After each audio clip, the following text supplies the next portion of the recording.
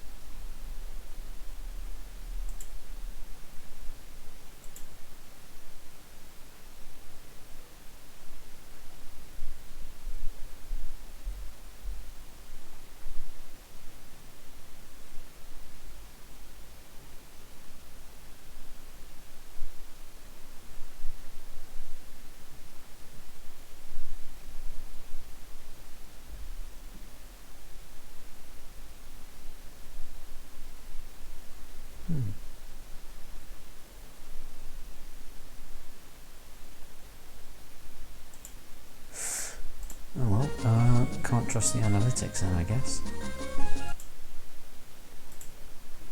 Shall we just play on and see if it records? Why not? I mean, it says I'm recording.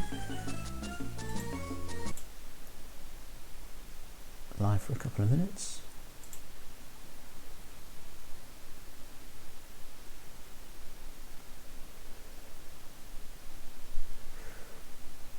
Okay, well, I mean, the worst that can happen, I suppose, is that it doesn't record. And I start again from another screen. Okay, so we are back, and it's a new day, it's a new game, and we're playing Mario vs. Donkey Kong for the GBA. I played this for a few minutes. I've done the first set of levels just to get myself acquainted with it, and now it's time to start afresh on stream. So I've cancelled all my data. New game, here we go. So let's select data A and let's go from the beginning. Watch the cutscene, why not? From what I can tell, this is all about Donkey Kong really wanting to collect all of these little mini Marios which are being made by some sort of Mario Incorporated factory. So here's Donkey Kong stealing all the mini Marios, and Mario wants to go and get them all back again, because I'm assuming that Donkey Kong didn't pay for any of them. So it's a story, I suppose. It fulfills the job, and it gets us on to World 1-1. Now, in the game, as you'll see as we go through, Mario has to collect a mini Mario at the end of the level, but he also wants to collect lots of present boxes along the way.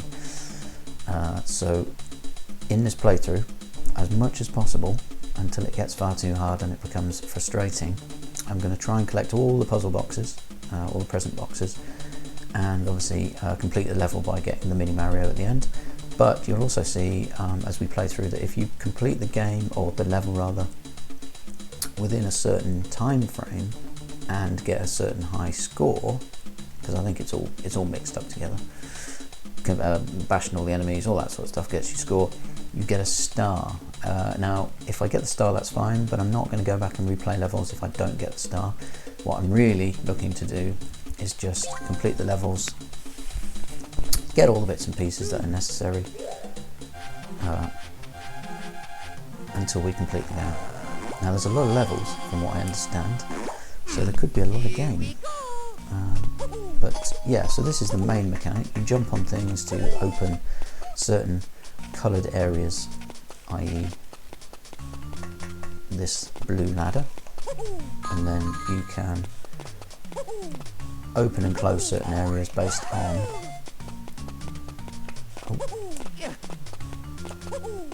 the colour coding. That allows you to access areas, you pick up keys, and the idea essentially is to get the key and open the door. That takes you to another room where you can get this mini Mario. As you can see, he's in that little ball up there.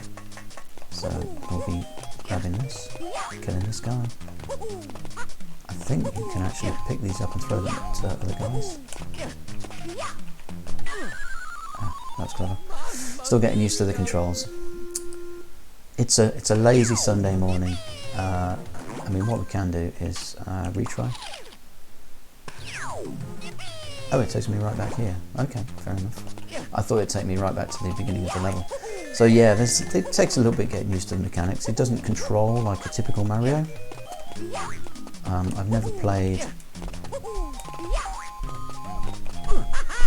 Super Mario 2, which is obviously would be a good comparison, because in that game obviously he pulls things out of the earth which you can then use as projectiles and platforms, etc. But it looks like potentially the game is it takes from all these different elements. Oh yes, and there's this mini game between, which allows you to either get mushrooms or lives. So there you go, got a life. So yeah, as you can see on the first level, got all 3 presents. We completed the level, but we didn't get that yellow star. Now I'm not too worried about that. It really just means that you got the high score. So for every level, you can see in the bottom right there's a level high score. I don't know what my score was, but it can't have been too far away, but it was probably because I just didn't do it fast enough. Now that kind of high score grabbing, it's not really what we're all about here. We're all about relaxing and solving puzzles and having a good time. So I think for the purposes of this playthrough, you don't necessarily need to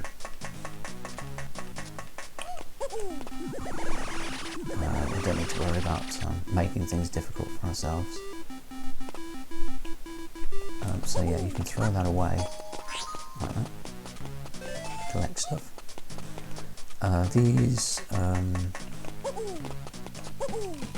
These oil barrels, the first time I played this game I didn't realise you could blow those up with the hammer. So throw that in. So yeah, we want to get rid of that. Grab the present. There's usually 1 or 2 presents on each level. They split the 3 between the 2 sort of parts of the stage, so you'll get 2 from one and 1 from the other usually. It's the way it goes. Now I can pick this up. So yeah, a lot of this stuff is all about maximising your high score, because obviously you want to destroy as many of the enemies as possible, because that's where the score comes from.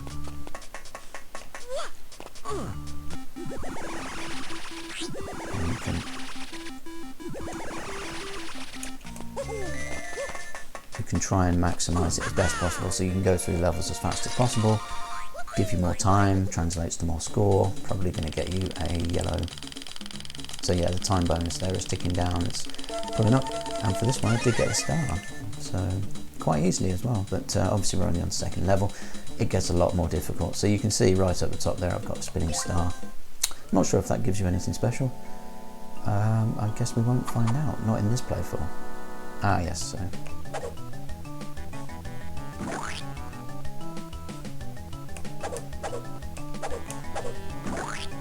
I didn't quite get the 3.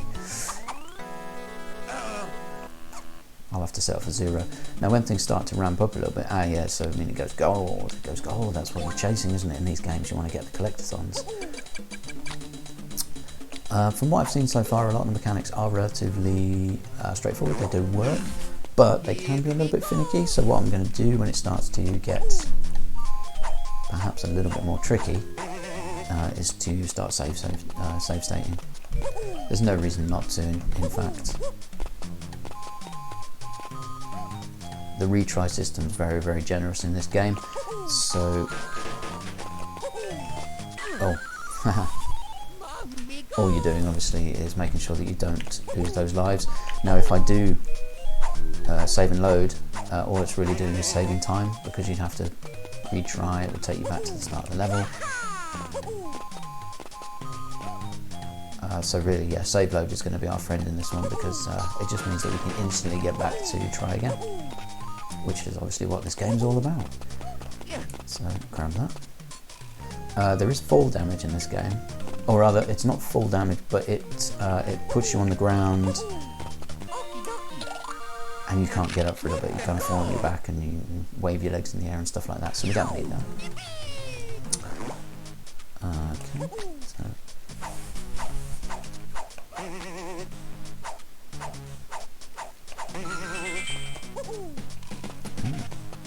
Well, that's the present.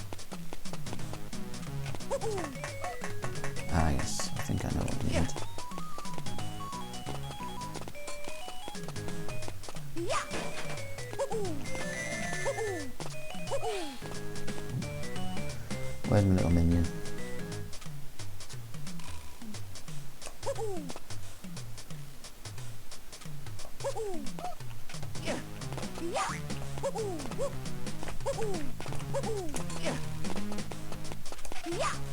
That's going to be tricky, isn't it? I can't really kill this guy. Really, I'd need to ignore the barrel. Can I climb? No, I can't even climb carrying this thing. Fair enough. Just playing around at the moment, really, getting used to the controls, seeing what's possible in the game. That's all a lot of fun. So we start again.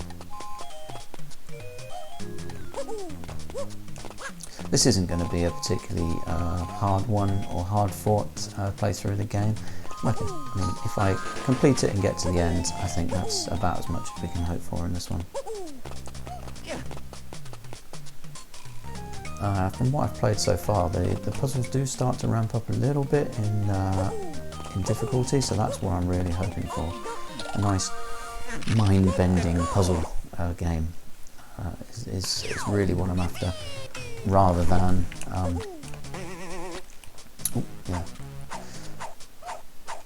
rather than a timed sort of run. There we go. All that for a 1-up,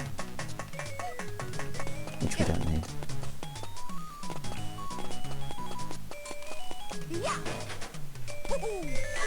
So again, it does take a little bit getting used to. I'm going to ignore that one. We don't need it, do we?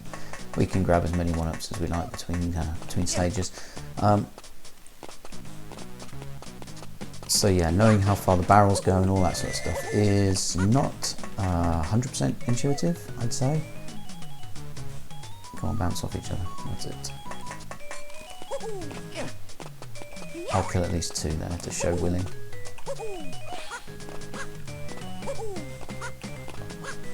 And then I'll grab this guy. So yeah, all the presents caught and Mini Mario acquired. Fantastic. Scores can be very low on this one, I think. Oh, so that we did get the bonus, so that's nice. Didn't even have to kill all the enemies. Right, all 5-up. Very nice. Here we go.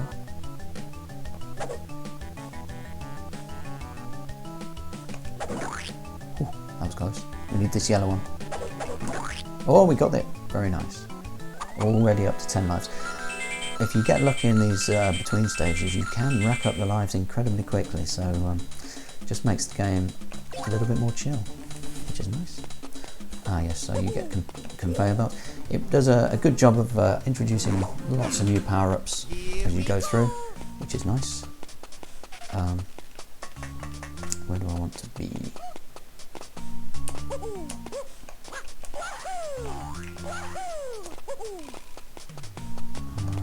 Might as well go for the... Oh yes, you also get a number of nifty extra sort of jumping mechanics, which are quite cool.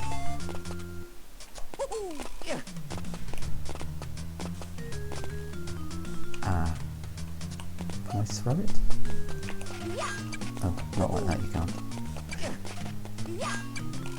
There we go. Sorted.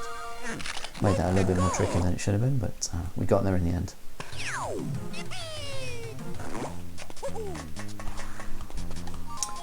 Yes, here we go. So let's scoot across here.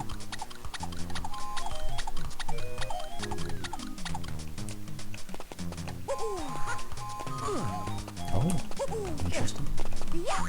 Okay. Now I believe if you hit both of them, you can scroll around and see where you're going. Again, this is one of my favourite things in computer games. I love it when that allows you to have them. So what we really want to do, scoot down there. Okay. So yeah, it makes you feel a lot less claustrophobic, which is something that I really enjoy in computer games.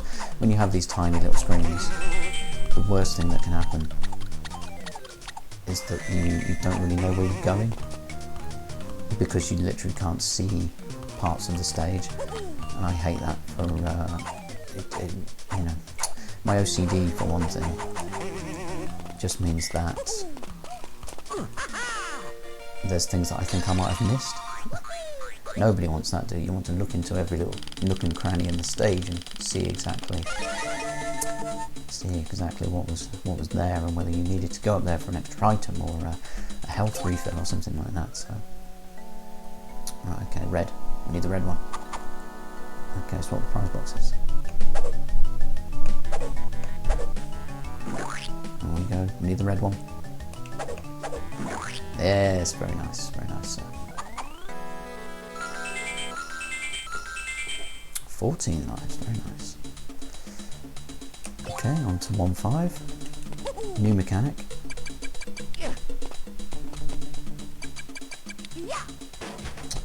That's right, so throwing barrels essentially. Save here. Here we go. Right, so can't do anything.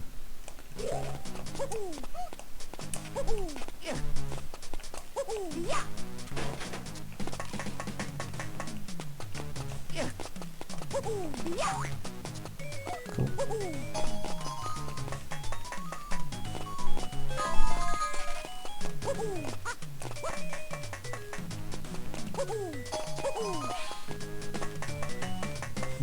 Interesting.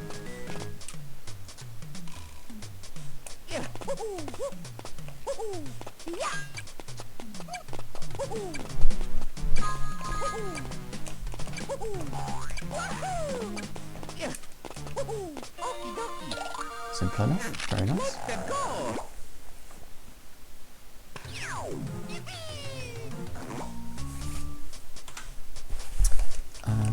Now, obviously what you know about any new mechanic is that if they've just taught it to you, then the next few puzzles are definitely going to use it, because they want to make sure that you know what you're doing. So, what does this say? Jump and throw. Pretty much the same as before. Like that.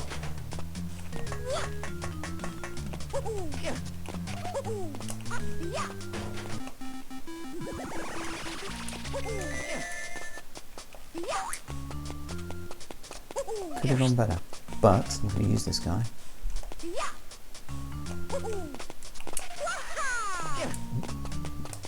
We'll come to that mechanic in a little bit. There we go. So yeah, there's back jumps, and there's double jumps, and there's triple jumps, and there's all sorts of great stuff that you can do. Oh, this is the start of the long slippery slope of not getting the stars, I think. Moving on to the next one. 3 up.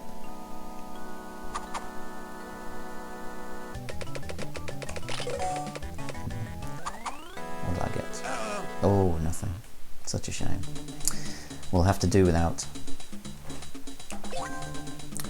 Okay, 1-6. Ah, yeah, this is a cool mechanic. If you push down and B, I think it is, he does a handstand, which is a really nice move because it stops things from falling on you, so that's nice.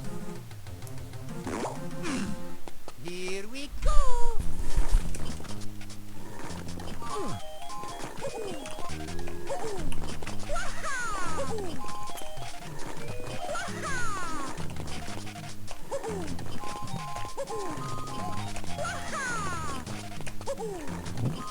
What's this going to tell me?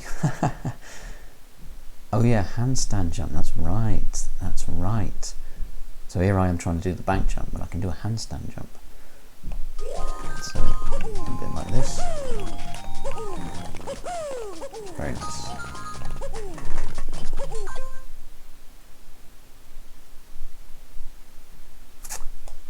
That's it, yeah.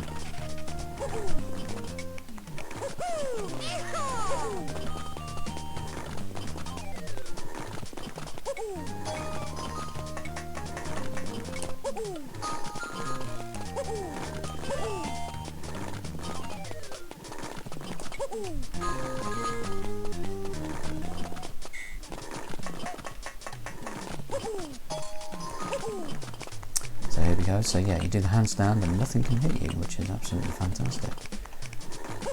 Now what I want to do...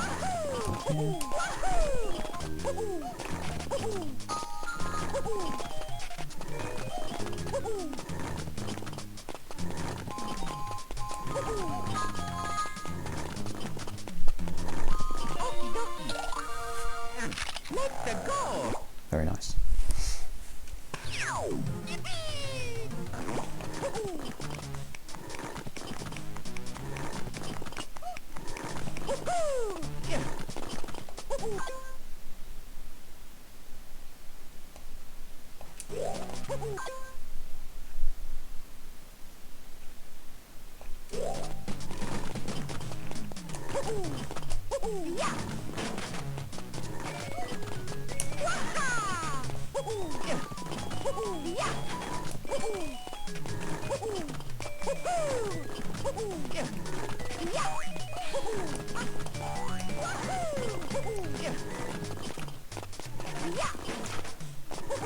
And there.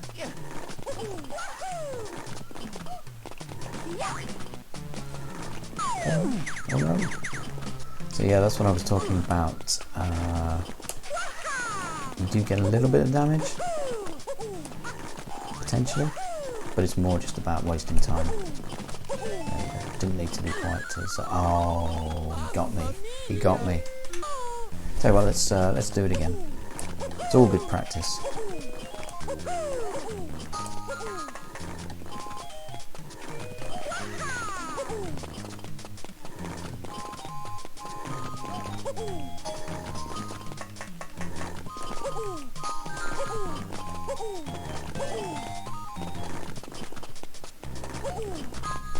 I think the speedrun tactic there would be to not get the present until you come back around.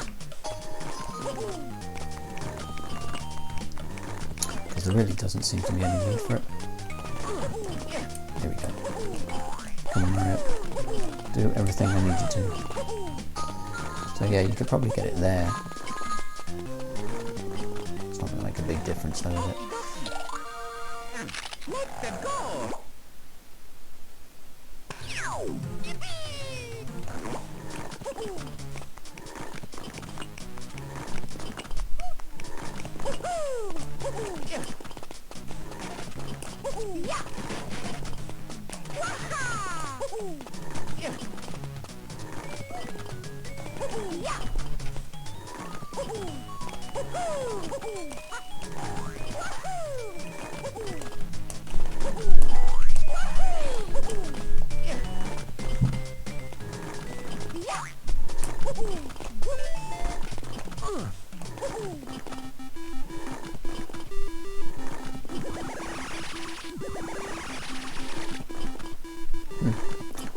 Wonder why I can't grab that thing.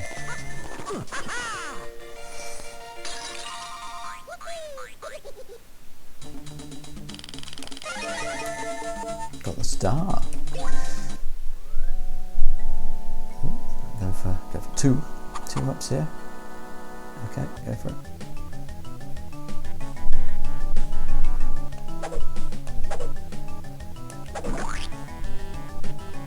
Tricky little monkey. I tend to just do that. I spam the button, hoping that I confuse the computer, but I only ever confuse myself. Yes, so at the end of each world, there is actually some sort of mini boss fight, which is quite nice. So it breaks up the action a little bit, takes you out the puzzling aspect a little bit more, and introduces a little bit more platforming goodness, which kind of harps back to all the actual sort of Mario Donkey Kong games from back in the day. Okay, so you need to get all the mini Marios to collect the letters and stick them in the toy box. Very nice. Here we go. Let's go, little guy.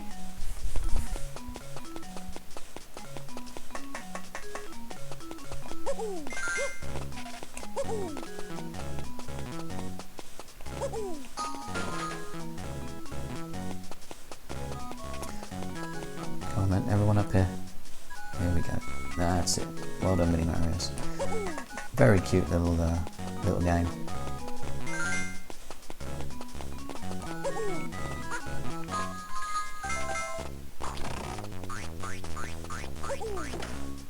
Oh, open up. There we go. So yeah, it's an odd little mechanic, that one. You have to really get used to it. I'm not actually, you know, I think the first time I did it, I left the Mario behind because I didn't wait enough time for him to jump up to that platform. But this time, oh, look at that. Even got a star. How wonderful. This again, good platforming goodness. I like this one.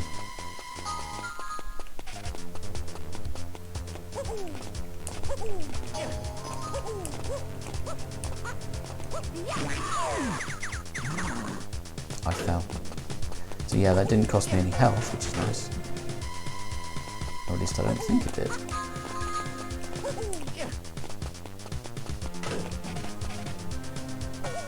Oh, I see. For some reason I thought it would save me because I was carrying something over my head.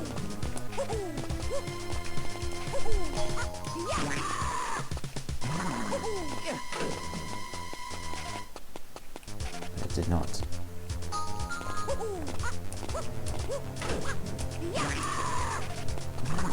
You can obviously do the handstand if you're not carrying anything, and that will save you. It's not really necessary. Here we go. And there he is, he's gone. First level down. So that's the first world pretty much done, which is very nice.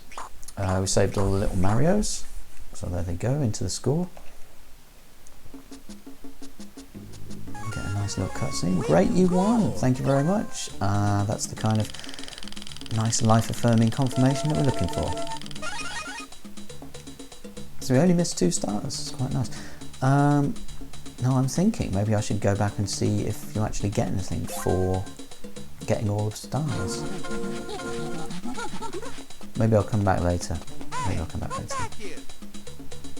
Because we're about to get to the area where I didn't get much further. So it's all going to be new from here.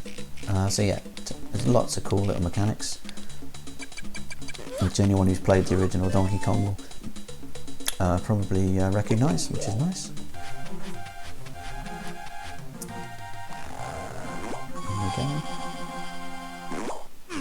Here we go. So yeah, if you go between the two, you go a lot faster, which is nice. Oh yeah, here we go. Again, you need to get used to, you know, your trajectory when you fall off these ropes. It's not always predictable necessarily.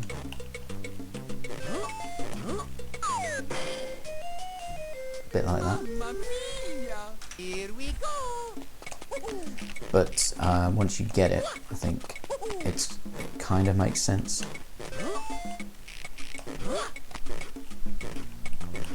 But it's not the most precise thing in the world, always.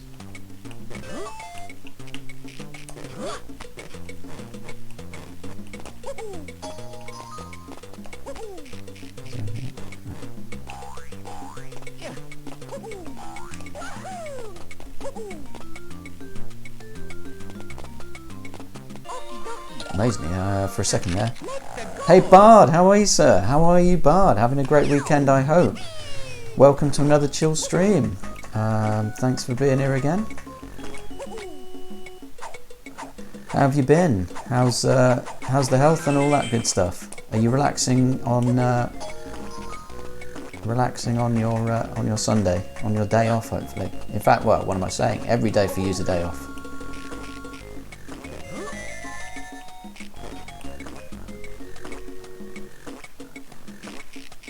Oh really? Sounds like fun. Are we talking an original Xbox or Xbox 360 or Xbox One?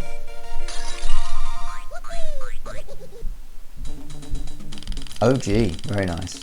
So are you modding it to play cracked or copied games then? Are you taking off the sort of the copyright and the piracy anti-theft stuff? Because I had one of those back in the day, I think, and it was very useful.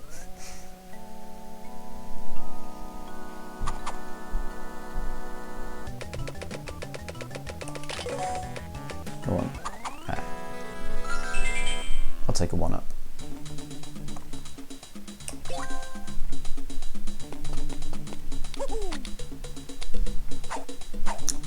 Right, what's this teaching us?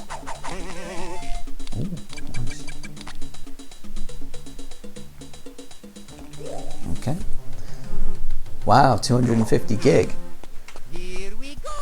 So does that mean that you can basically put every single game from the original Xbox library onto the hard drive? Because that'd be a cracking piece of kit. Oh, that didn't work. What happened there? Nice, nice.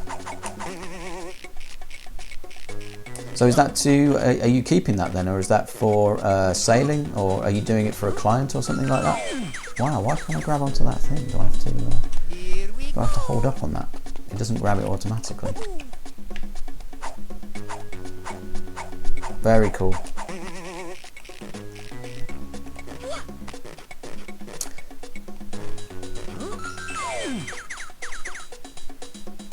A, he throws himself off, and B, that's really annoying.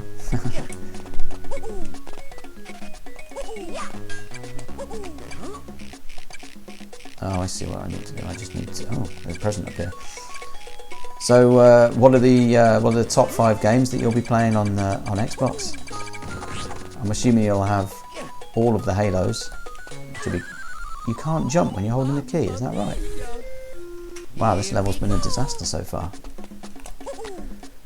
You'll know that I'm playing Mario Donkey Kong, obviously, but I'll warn you now that I'm learning the ropes, as it were. So I'm by far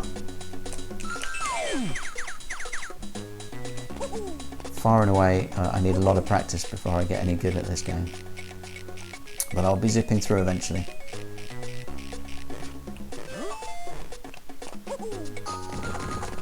Right, what I'm going to do is save here, figure out exactly what I can and can't do. So I can jump. I can go through that platform, so that's good. I can jump on this dude. That's nice. And job done. There we go. So yeah, I mean, if you give me your top 5, I'll be able to tell you if I've played them all, because I did have a few games, not many, but I had a few games for the Xbox back in the day.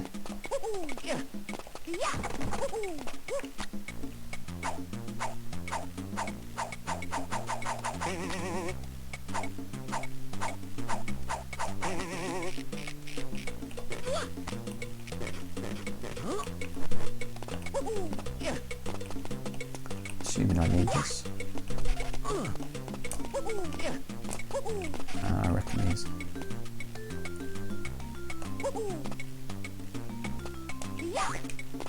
Lovely.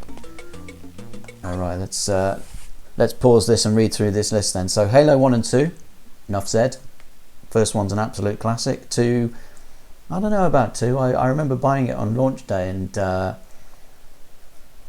yeah, maybe it's just because the hype was so much at the time, obviously, because it was following up the biggest game on Xbox and everyone was talking about it, but I thought it was on par with the first one but didn't really do anything special. What's this next one? Gun Valkyrie. Never played that. That's an interesting one. You'll have to tell me all about Gun Valkyrie and tell me what it's like, so I can go back and potentially have a look at that one. Star Wars Republic Commando.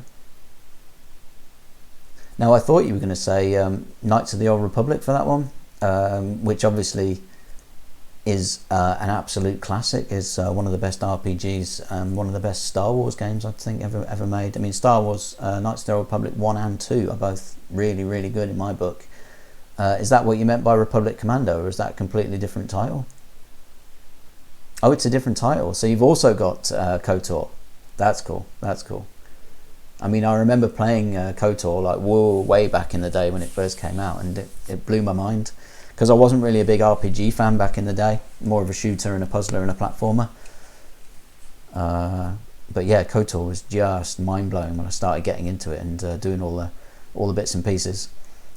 Still enjoy a bit of that card game. What was it called? Patak? Was it Patak or something like that? The card game in KOTOR. Big fan of that. Oh right, so Republic Commando is a tactical Pazak. There we go. Yeah. That's the game. big fan of that game. It seemed to be because you had to play it a few times to like earn credits in the game, I remember, but I couldn't put it down after I'd got the requisite amount of credits. I just kept playing, and obviously you could just use save states to spam it as well, so you could get as many credits as you liked, but you know, it took a bit of time. So it's a tactical shooter. So what are we talking? Are we talking like XCOM sort of tactical shooter, or something else? Some sort of like Fire Emblem sort of tactical turn-based shooter, or how are we looking for Republic Commando? Not a game that I've ever come across. Anyway, back to Mario. Let's do some save some mini Marios. Ah, cool.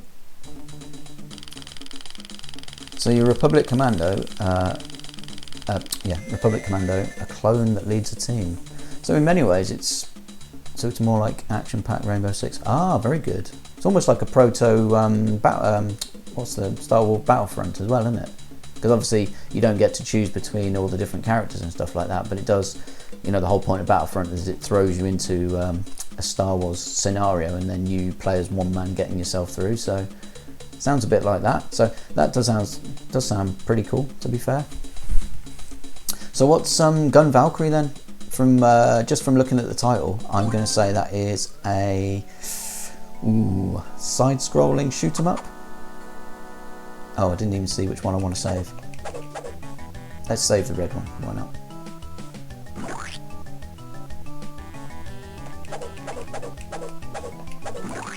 Didn't save the red one.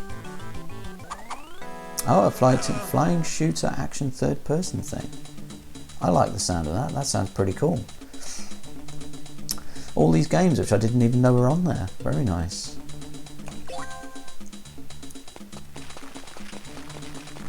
The original Xbox was incredible back in the day.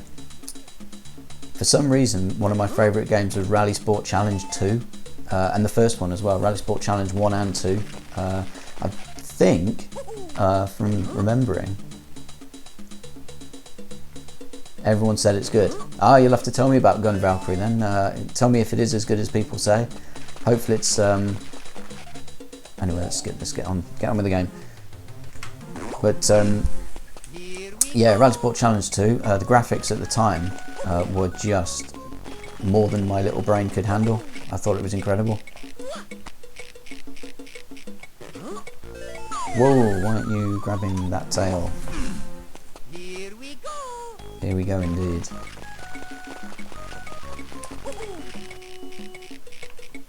And it was the first game I played, Rally Sport Challenge 2, which had the mechanic of being able to use the brake to slow down, but also having a handbrake, which actually kind of gave you... Oh, let's not go for the one-up. Let's just get in here. So yeah, it gave you a different style of drift around the corners. So you could use the brake just to slow down and go around them normally. Or you could use the handbrake, and then you could do almost like a drift slide around the turns. And it was just brilliant at the time because it gave you all that control that you really wanted. And I loved Rally Sport Challenge 2. Oh, I can't land on the birds. There you go. Learning has taken place. Oh well. Still, it's difficult to get used to Mario when he doesn't jump as high as you expect him to. It's like Mario, his entire life is jumping. And here he is, he does like a really tiny little jump, which isn't even the size of himself. There we go. Oh yeah, remember. And fall damage as well. When did Mario start taking fall damage in games? It's crazy.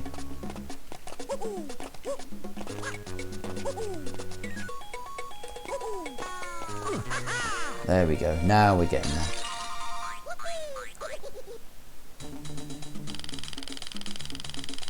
I would recommend some other games for the Xbox, but it looks like if you've got 40 ready to download onto a hard drive, then you'll have played way more than I will have by the end of that. Right, I really want the red one. Here we go. Focusing on the red. Keep the red. Yeah, you're not getting it. You're not getting it, sir. Ah, my random button mashing didn't save me. Could have had 5, got 0.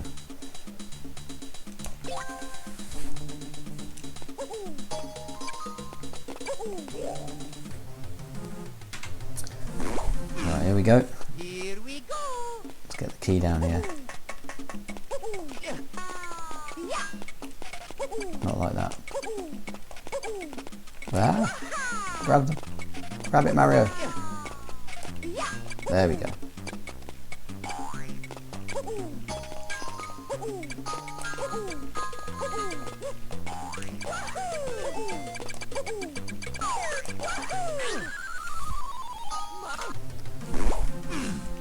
Here we go.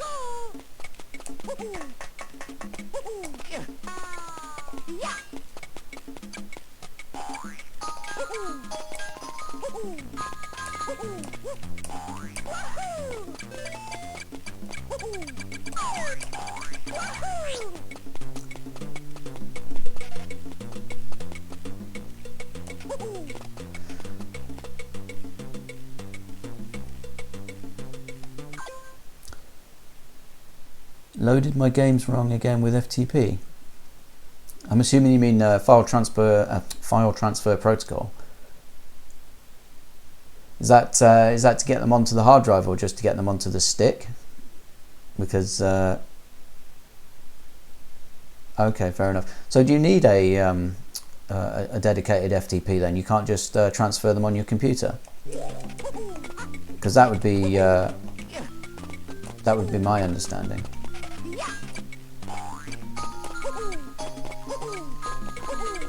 Oh, that key didn't move. Let's do that again. Here we go.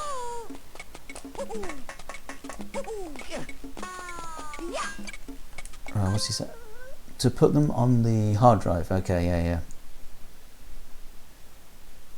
Oh, right. Oh, yeah, no, that makes sense, doesn't it? Hey, Q, how's things? Welcome back, sir. Welcome back. Back for more riveting gameplay now that Bionic Commando has been defeated. So we're back with a new game and a new challenge.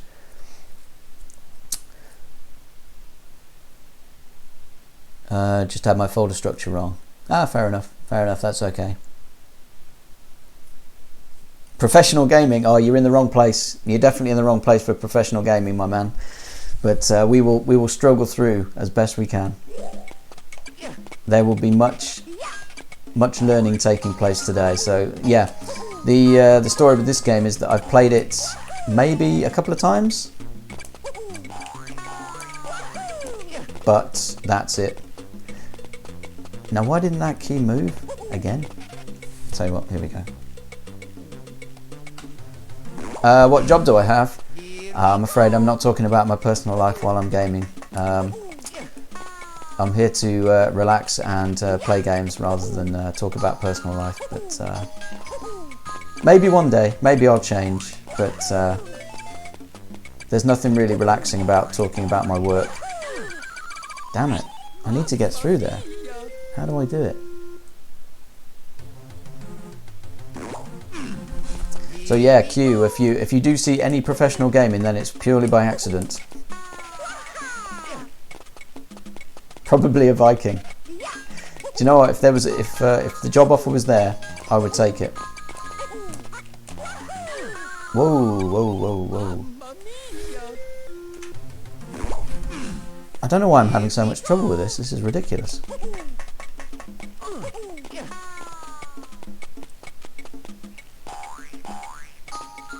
Oh, dabbled in FTP. Oh yeah, that was from a long time ago. That's I'm a superhero. That's right. Or a government spy. I think we agreed I was a government agent along with you, didn't we? In Jolie's stream at one point.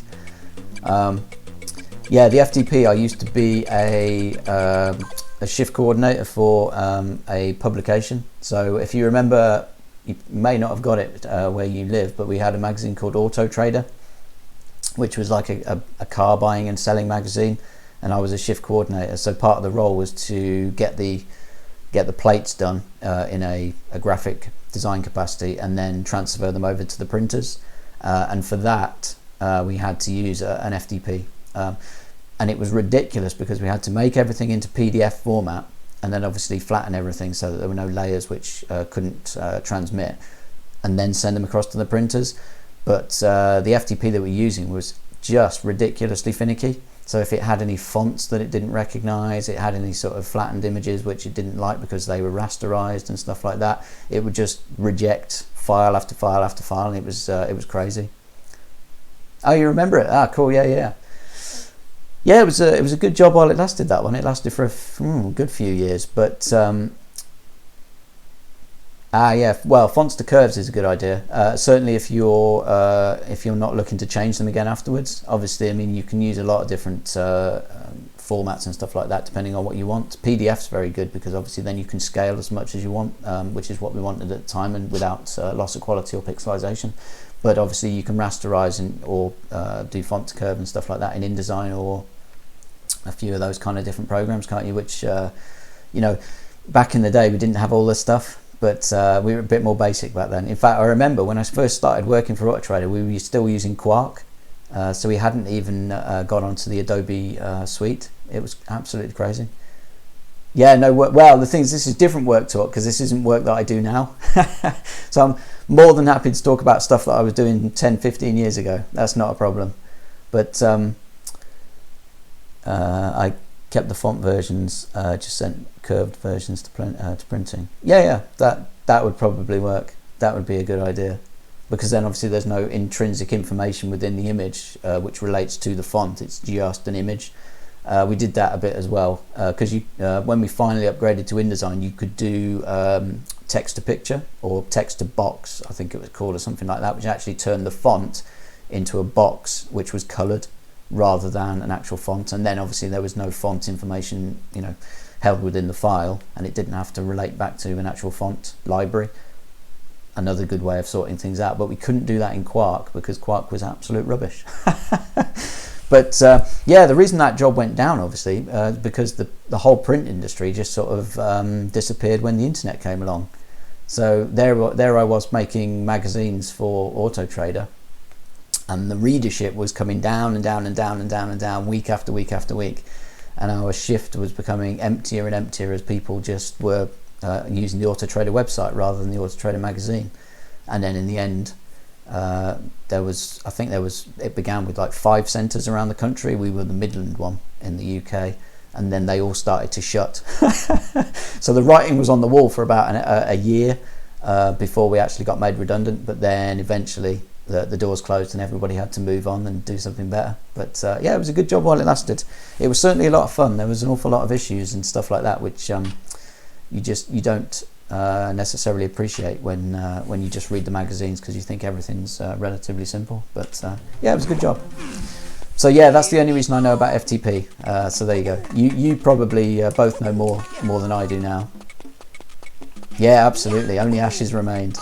We were 100% left out in the cold by the end of it.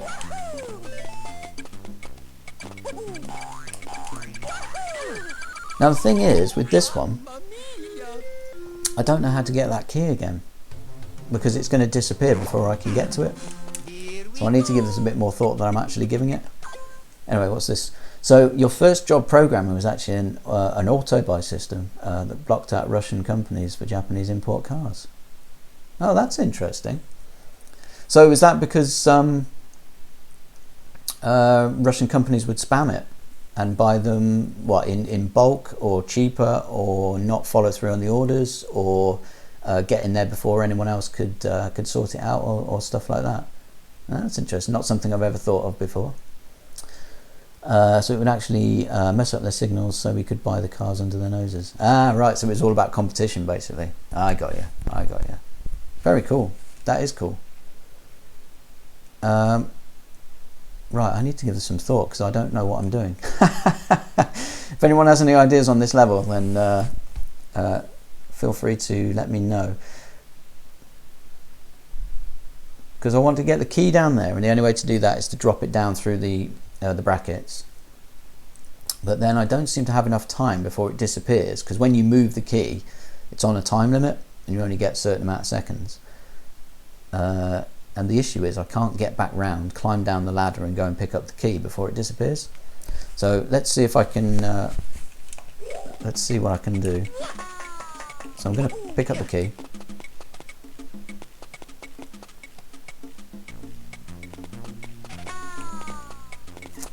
So I want to leave it here, I think, so that it falls down, but I only get 12 seconds. So there it is falling down, which is nice. Oh, I forget. I don't go for the present. I come back across. That might be what I have to do. Okay. So really, I should go for the present first. If couldn't even jump over an egg. Here we go. I think the spring in the end is to get me back up to here. So I go down here in order to hit all the switches and do all the good stuff. But then once that's done, the only way to get back up is to use the spring like that. So here we go. Do that. There we go. Aha. There we go. So yeah, the problem there was that I was trying to get the present at the same time, and I don't think that can be done. So there we go. We finally got through. Oh my word! Look at this for a comment. Let's read this one in full. Give it a cheeky save. So all of the above. It was ruining the European market, and then a father of a school friend paid us €2,000 a month. Wow, for doing that. Only lasted 6 months before the trading systems outright banned automated bots. Oh wow! So they finally caught up with the technology that you were putting in place. But it was awesome while it lasted. Even led to us receiving emails from Russians asking us to stop, and with malicious zip files and images. Wow, that's incredible. That's yeah. It looks like you were proper, like you were against the KGB at some point, or who knows what you were up against. But yeah, I mean, you don't mess with the Russians. That's the thing.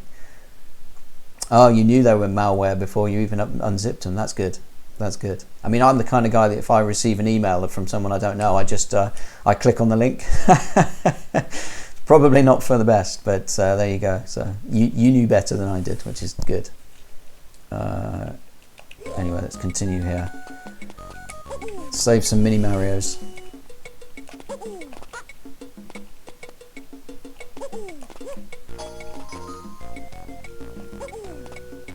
So the threats that you got from the Russians, then, did they follow through on them with any of them? Why do I need this barrel? Probably to kill this guy, is it? Yeah.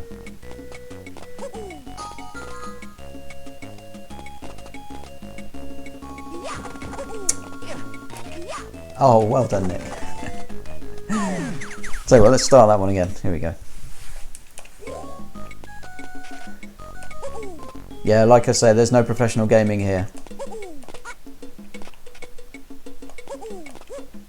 There's... Oh, what, really? I should probably grab that first, shouldn't I? Yeah. It's all good, we're learning. First time through. Yeah, this is such a great game. Didn't follow through. Like, we find out that a lot of them were your age, so when it all went bust, we just started playing online games together. Oh, that's really good. There you go, happy ending. I feel like there's a film in there somewhere, like War Games 2, and then in the end you all become good friends and you start playing World of Warcraft together or something. How wonderful. Oh, look at him go, look at him speed through the level. Oh, I missed his platform though. But yeah, going back to this game, I think it's great. I started playing it a little bit just to see what it was like, what it was all about, and whether it'd be a good stream game. And from what I saw, I was just like, yeah, this is exactly my kind of game. I can really get down with something like this. Oh, I need to be on that. Well done. Because yeah, it's not particularly intensive. It's not particularly tricky necessarily. It takes a little bit of forethought and stuff like that, but it's not all about the platforming, which means I can chat away and have a nice chill time and all that sort of stuff, and then eventually I'll just figure out the puzzle, and that's what it's all about. Ah, you checked out Mellanax. That's great. Ah, no worries. Yeah, I'm very glad to what, support, I suppose is the word, or promote streamers that I really like. And Mellanax is a great girl.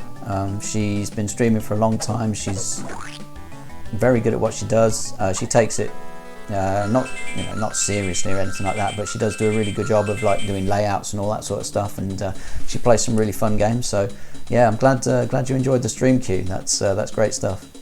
Maybe if I ever get to the point where I've got like 2 or 3 viewers and stuff like that, and she's on, I'll do a raid, because I've yet to do a raid. It'd be a lot of fun, I think, to go and talk to another streamer and maybe introduce a couple of people to a stream. So who knows? Maybe in the future when things get well, if things ever get a little bit bigger. Here we go. Yeah, so you can drop bananas on enemies. That's cool. So let's save here and struggle through. Right, what's this? It was so stupid because it was all super hardcore and the curtains dropped and it was like the dude with 15 just stopped. But they at the same time said similar things, so we all turned into awkward teens again. Yeah, very good. Yeah. It's incredible, that, isn't it? Because obviously when there's no faces attached to it, it can be anyone, and it can all be very sinister online and stuff like that. And then you realise that it's just a bunch of teenagers doing stuff in their bedrooms, probably still live with their parents, and it's all a bit of fun. So that's cool. That's cool. There's definitely a film idea in there, or like a mini series, like a Netflix series, I reckon. I think that's the way forwards. Here we go.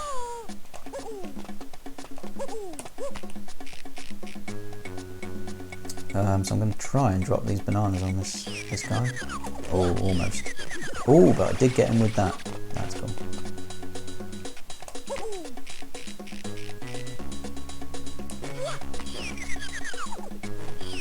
Oh, I missed him with both. That's terrible. Here we go. Start again. Here we go.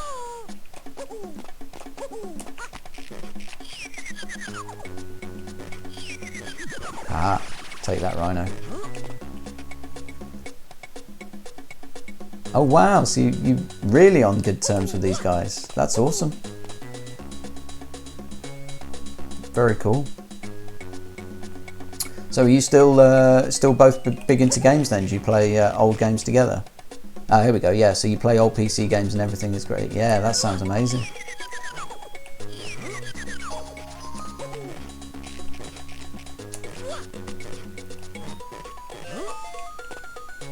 Why did you jump there?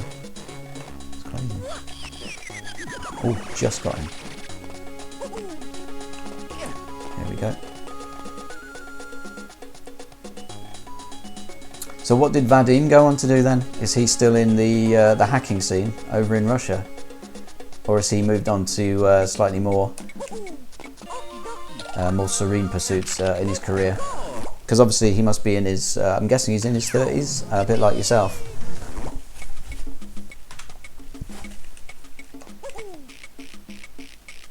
Get up there, Mario, get up there. Oh, I wonder if I can... Yes, I can. There you go. Sometimes he just doesn't jump off the rope. That's kind of weird. He struggles a little bit. There you go. Sometimes he does, sometimes he doesn't. Okay, go down.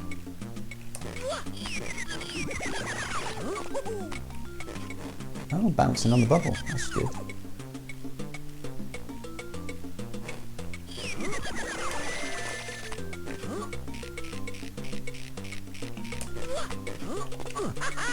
Excellent stuff. He's a family man nowadays, but he leaves out 1 week in his winter vacation just for visiting you. Oh, that's awesome. He's a product lead at Google. Oh, wow, that's amazing. He must be loaded. Still somewhat sinister, but in a completely different way. He focuses on medical assistance, AI. Wow, working for Google. That must be all way too smart for me. I just like my old junk. Fair enough, fair enough. Although to be honest, I mean, if you're modding Xboxes and fixing up old consoles and doing all that good stuff, then that's some impressive stuff. That's way above my head. I can just about get an emulator to run, and that's my lot.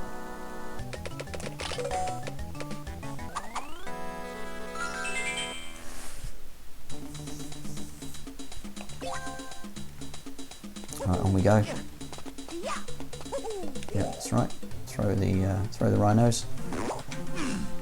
Here we go. I don't think I've missed any chat there.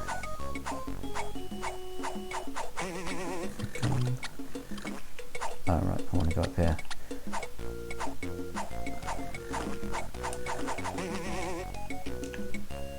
Emulators are the way to go for most people for sure. They're awesome, but you're better at puzzle games than I. Oh, I wouldn't go that far. There's a lot of trial and error you see from my puzzling exploits.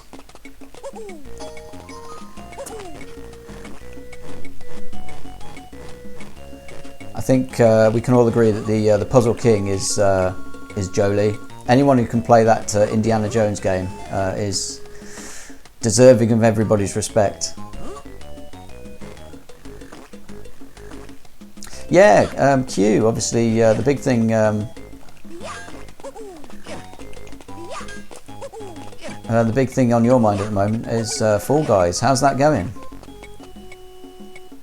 Seems like everyone's still playing it, so it must be a really good game.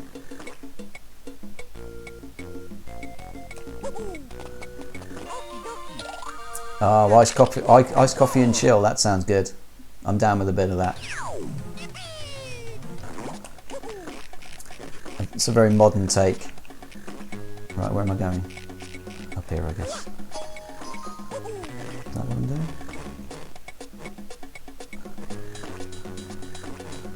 Yes.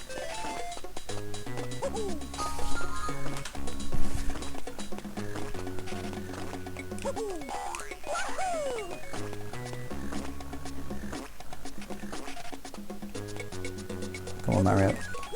Come on, Mario, grab that present. Damn it, can't grab it. That's why I saved at that point. I knew it was going to be tricky. Okay. I only play Fall Guys in the evening. I want to play it right now, but if I play it all day, it will become less special. That's a very good point. I mean, you can have too much of a good thing, and that extends to everything, as far as I've found out. Thinking about Fall Guys, I'm really looking forward to it. Have you played it? I've never played it, no. I've only really seen it being played a few times as well. It seems like quite a fun game. I'm not going to say I wouldn't enjoy it, but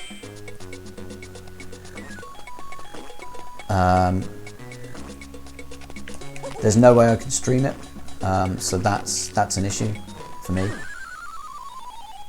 Oh, I need to go up the other side. What am I doing? Come on, this isn't difficult, Nick. Concentrate for a couple of seconds. So yeah, let's grab the one up. Why not?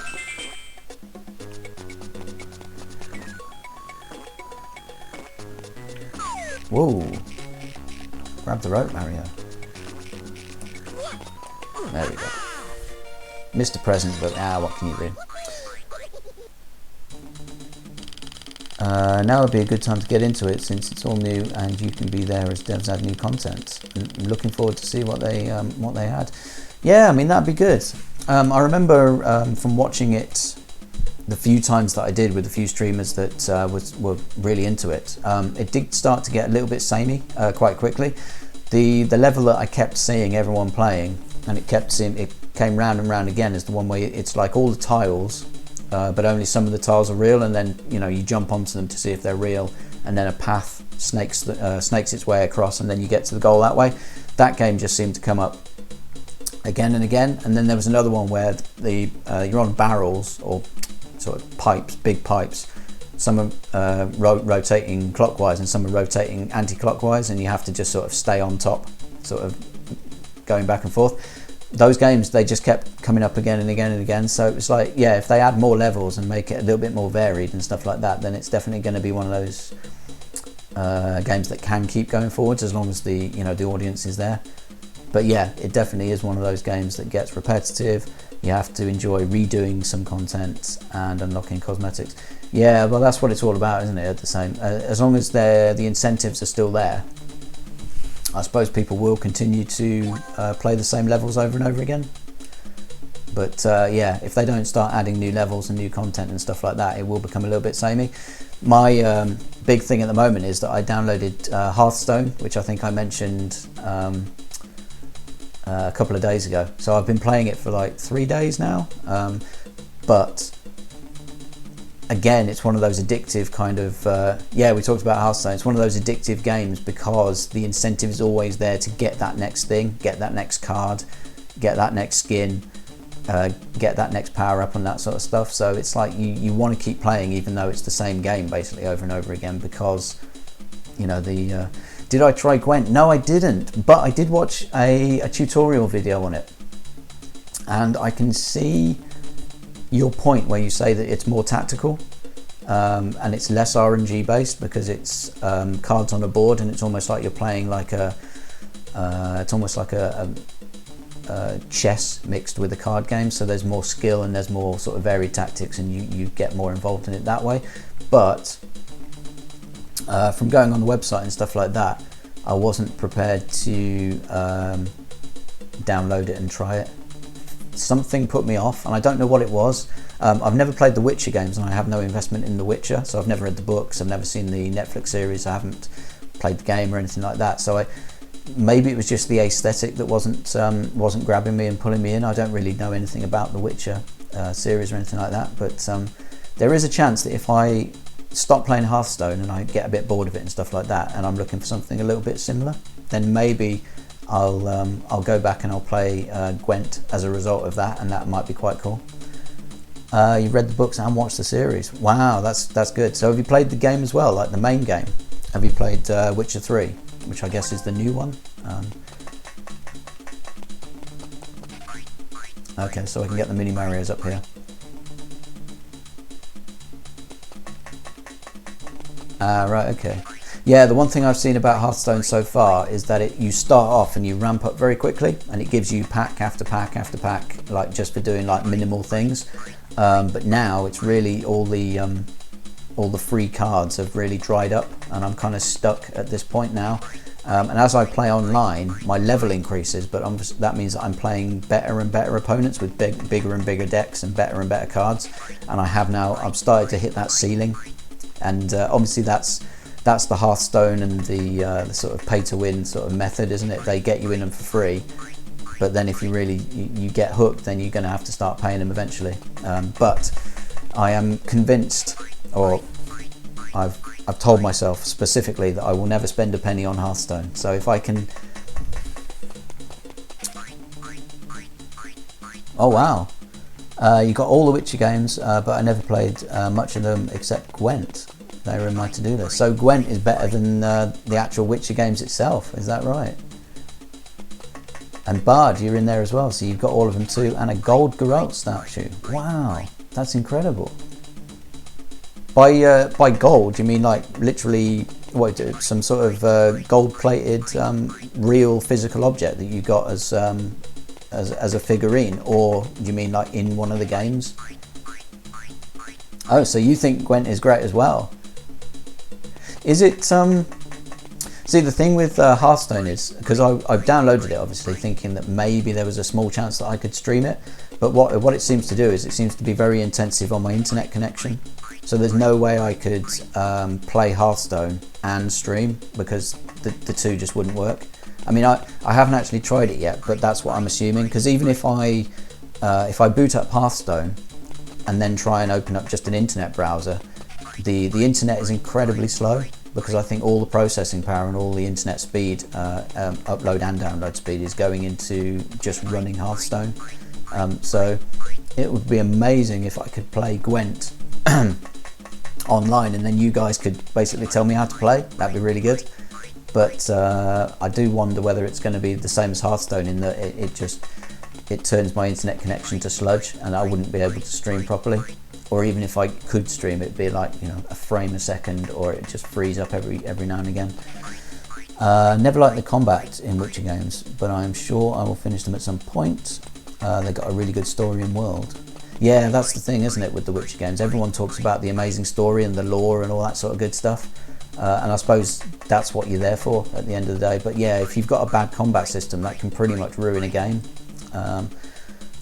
Bard says, I got Witcher 2 Bust of Geralt, and then I visited the CD Projekt Red offices. Oh wow, and they were so chill. I used leaf gold on the new statue. Oh, that's amazing. So CD Projekt Red, the company that made the game, obviously. Where are they based then? Are they somewhere local to you, or are they or did you have to travel quite a long way? Also, how did you get in?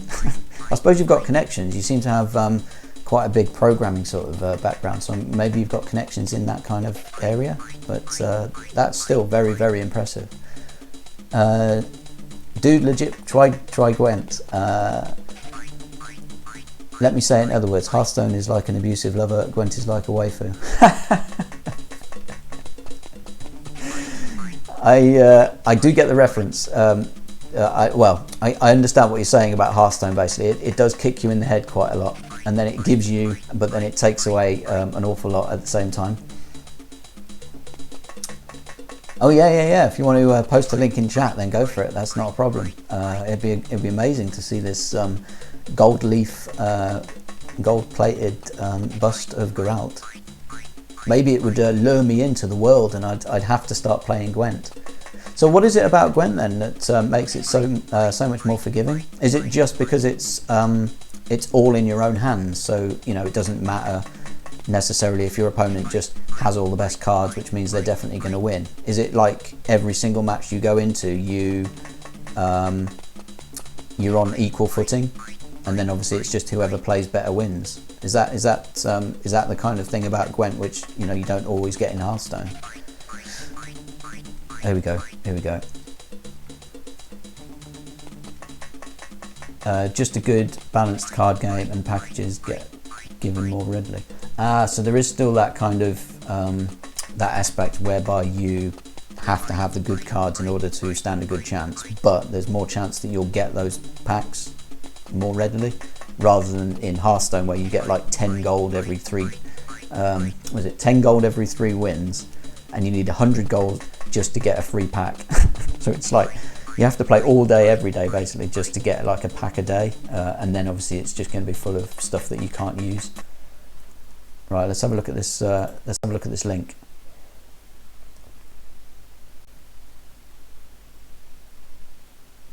Oh, this is for Gwent. I thought it was going to be for the Geralt thing. Right, so subscribe to the GOG newsletter to claim a free Gwent card keg and a copy of the Witcher Enhanced Edition.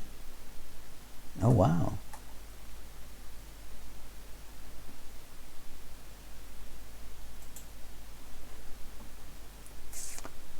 Right, let's come back in again.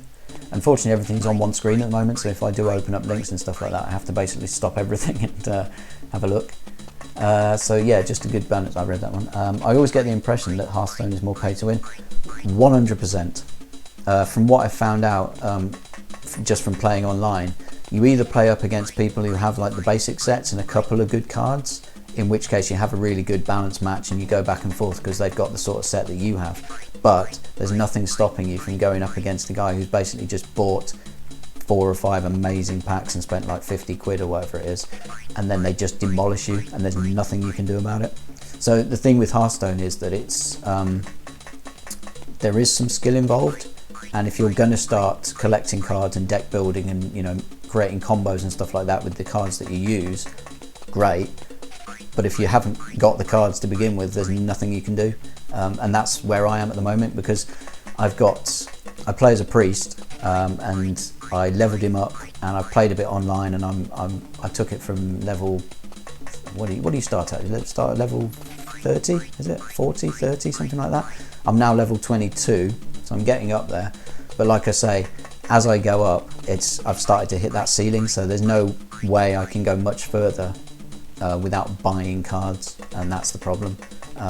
Now, if they do give me some quests to do, then I can potentially win a few more card packs and stuff like that. But I've looked back for the last 2 days and the quests haven't replenished. So essentially I did all the quests that I could and that's it. So it looks like they've hooked me in, they've got me, you know, by the balls basically. But now, without playing hundreds and hundreds of hours, there's no way I'll be able to get any better cards. So what can you do?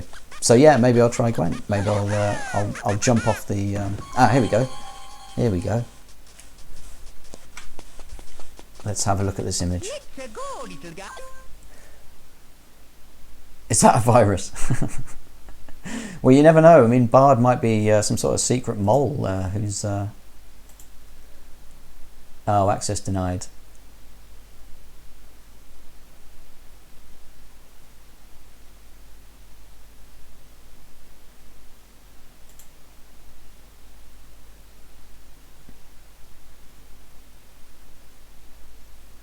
Yeah, it's not working, unfortunately, or at least not for me. It's telling me that I'd have to request access and probably log in as my Google account and stuff like that in order to see that image. So unfortunately, unless you've got it on like a website or just a public site or something like that, it looks like that that didn't quite work. But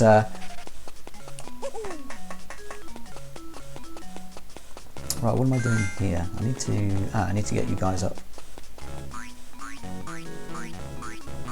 There we go.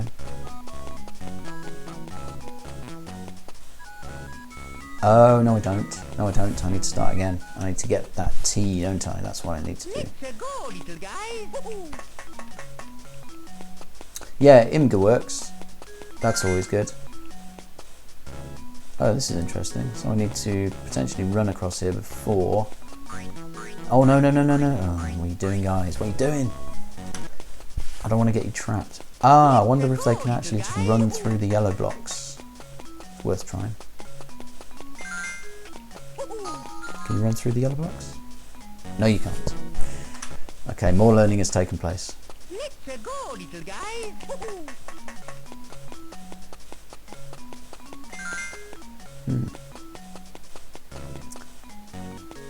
So, if I run real fast, here we go. There it is. So we only need a couple of them to get the O. Bring everyone up here.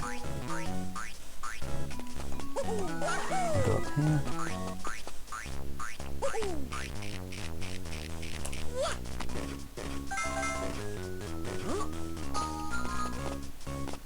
Very nice. Get in there. Go on, Marios. Get in there. 6 out of 6. Job's a good one. So yeah, this seems like a really good game to play on stream because, like I say, I mean, I can pause it whenever I want. I can just figure it out and stuff like that, and it's very chill. But I can spend most of my time chatting to you guys and having a good old time, and then just come back to this every now and again. So it seems like a really good choice. Hopefully, everyone's having a nice, relaxing time for their Sunday. Oh, that didn't work. Whoa, get up, Mario. Oh, he's chucking stuff at me. Yeah, gold leaf is expensive, Q, but luckily, Bard seems to be an incredibly rich man, so we're all good.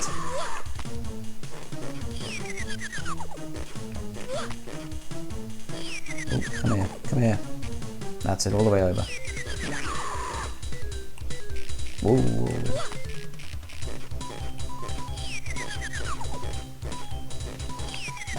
Should have waited.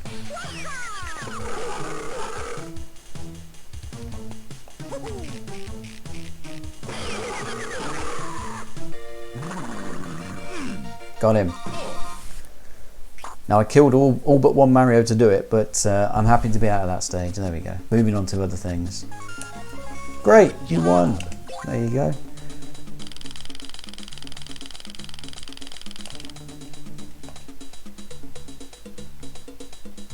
No high score, no gold star, but on to the next world. That's what matters.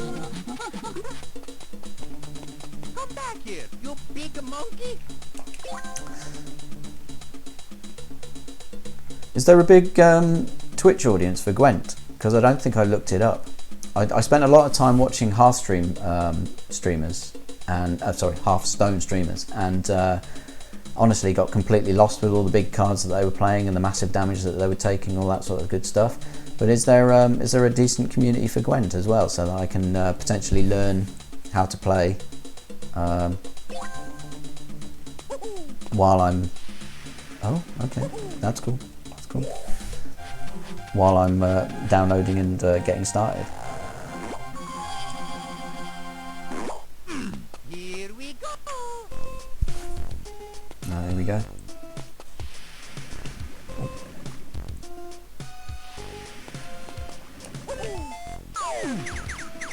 Oh wow, yeah, that's quite a lot.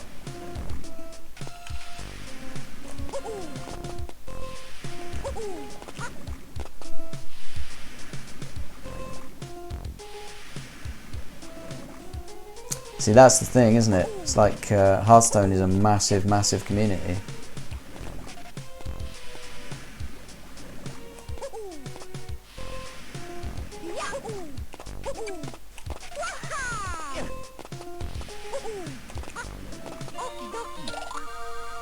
Ah, here we go. So let's try this Dropbox one.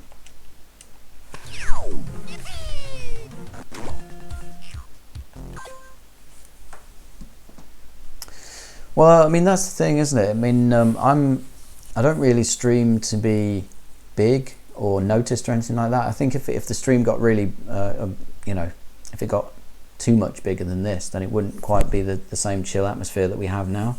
I think it's quite nice to have like three or four people in there that you know and you've spoken to a lot before and stuff like that.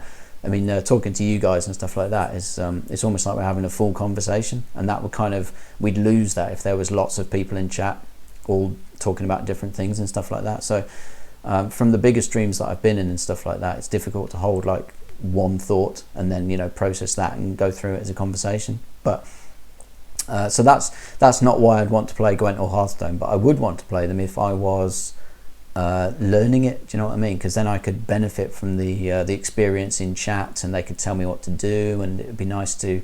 I mean, the one thing that I wanted from Hearthstone, which I didn't have the experience for and stuff like that, was how to balance my deck. Because for ages I'd have either no lower cost minions and stuff like that, and I'd overstack with the expensive stuff, and then I'd be dead by the time I got the chance to use it. So then I'd overcompensate by putting too many low level minions in my pack, and then I'd have no firepower when we got to the later rounds, and then I'd get destroyed. And then how many buffs do you want, how many defensive spells do you want, how many attack spells do you want, all that sort of stuff. I had no idea how to balance my deck and which cards were good and stuff like that. So it would have been great to play it on stream and then have people tell me. And if I play Gwent, obviously, it'd be great to have people there who know the game inside out, who could tell me those sort of things. So that's kind of why I'd want to play it on stream. And if I could get into it as well, and it's the kind of game that I want to play a lot, then obviously I wouldn't mind becoming like a streamer who's known for one particular game.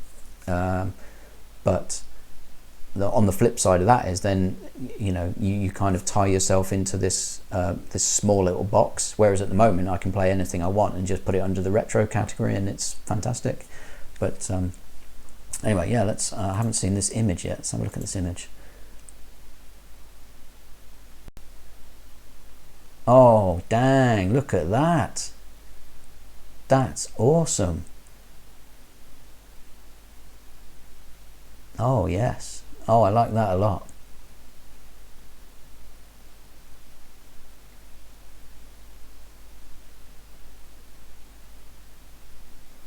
And you've got the original one as well there as well, so that's really, really funky. Oh, I like that. Yeah, that's cool.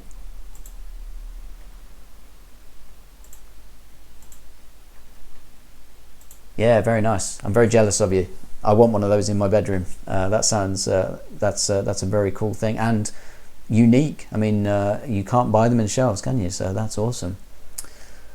I was in a stream that was mostly 3 people. Then the streamers started doing giveaways, and it was mostly 13 people. The atmosphere changed big time.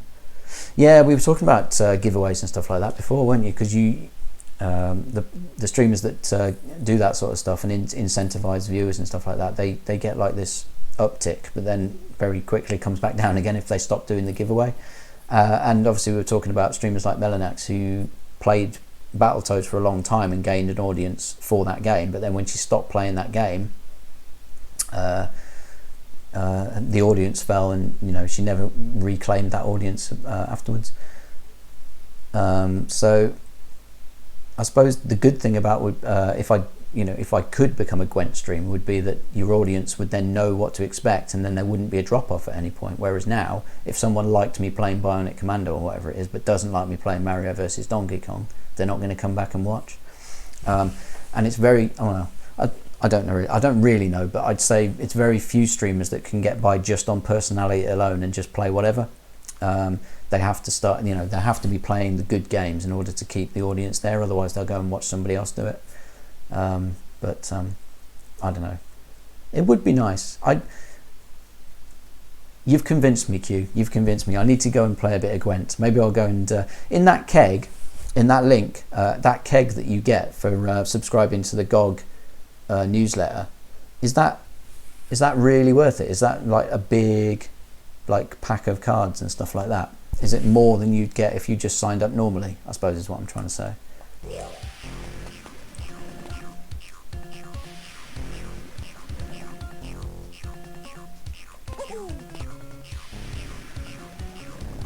Oh, used it years ago. Oh, so it's not like a timed thing. Anyone can basically get that. That's cool. Where am I going? Ah, why didn't you jump, Mario? What's going on? Oh, well done, mate. Well done. That's the professional gaming we come for.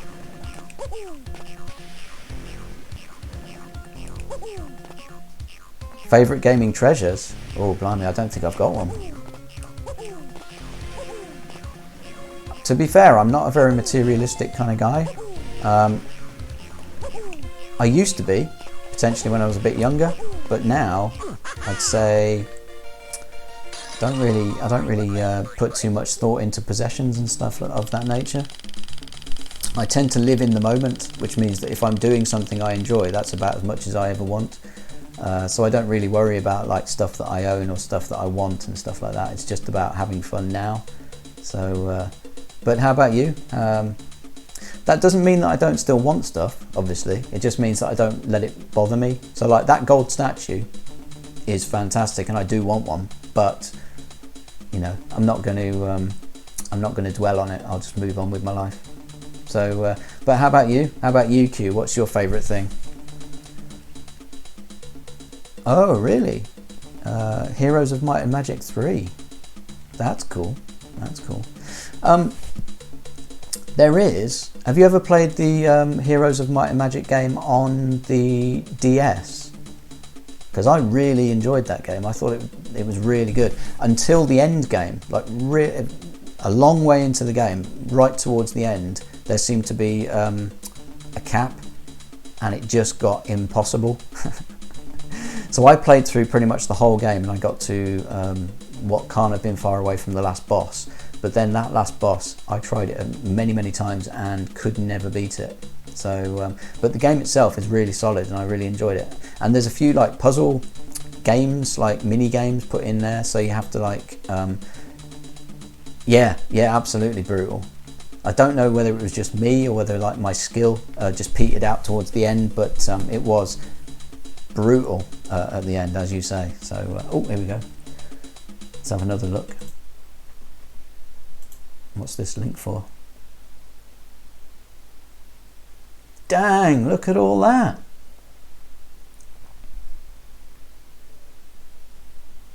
I mean, what have we got here? We've got a bit of everything.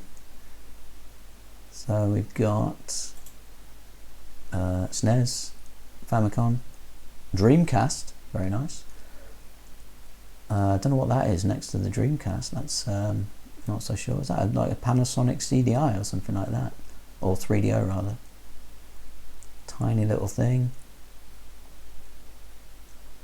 Got a Nintendo Wii, Switch, GameCube, PS2, original Xbox, some sort of VHS player by the looks of it, or another 3DO, Mega Drive, yeah, all the good stuff. Bottle of wine in the corner, that's good to see. Very nice. Bard, you're a man of many, many talents and many, many things. What a life you lead, sir. Gaming Treasure, yes. Oh, it's a PC Engine. Okay, yeah. That's cool. And a Philips CDI. Wow, you've got literally everything. So did you when you bought all that stuff, did you have to fix it all up, or did you buy most of it actually working? All of it was broken at some point. Yeah.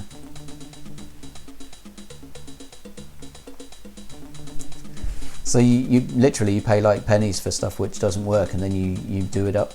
You should do a stream on that. There's a great guy called Sensato Kuro, who's a streamer. He's a French streamer, unfortunately, so he speaks in French. But if you speak French, obviously that's not an issue. I would say it's Canadian French, so he speaks Quebecois. But for me, it's very difficult to listen to him speak, because it's almost like he speaks very, very fast, and it's a bit slurred, and there's that Quebec kind of accent to it. But if you can get over that, he occasionally does like hardware restoration streams, where he will take apart a piece of retro hardware and then do the resoldering and put new bits and pieces in it and stuff like that, and that's a lot of fun to watch. He did the first thing I saw him restore was a Sega Game Gear, and that was fun because it was all gunky inside and stuff like that, so we had to clean it out and then get all the switches and pads working and stuff like that. He's definitely done a few SNESes before, because I don't know if he does it for a job. He may well do it for a job and then sell on the working ones afterwards once he's fixed them up. But he's cool. He's sitting there. I'm not 100% sure, but it looks like he's sitting in his basement, and it's just full of like old retro consoles and games and posters and all this sort of stuff. So I do wonder if he does it, whether he does it as a job. But yeah, my French isn't good enough to actually listen in on that sort of stuff. But oh really, a pistol cleaning stream? Amazing. So basically, like you get like a wire brush down the barrel and get out all the gunpowder and the smoke and all that sort of stuff, and the debris, and then you take it apart and you clean the chambers and all that sort of stuff, and then put it all back together again, spin it round, and it makes that satisfying sound. Well, I'm guessing, in my head, I'm guessing it's like a revolver, but you said it was a pistol, so most of that stuff doesn't apply. But okay, here's the next couple of links. Let's have a look at this. Oh dang, look at all that good stuff. Oh, I'm very much loving all those mechs. Don't know what those are, but they look very cool. That is a big old library of games.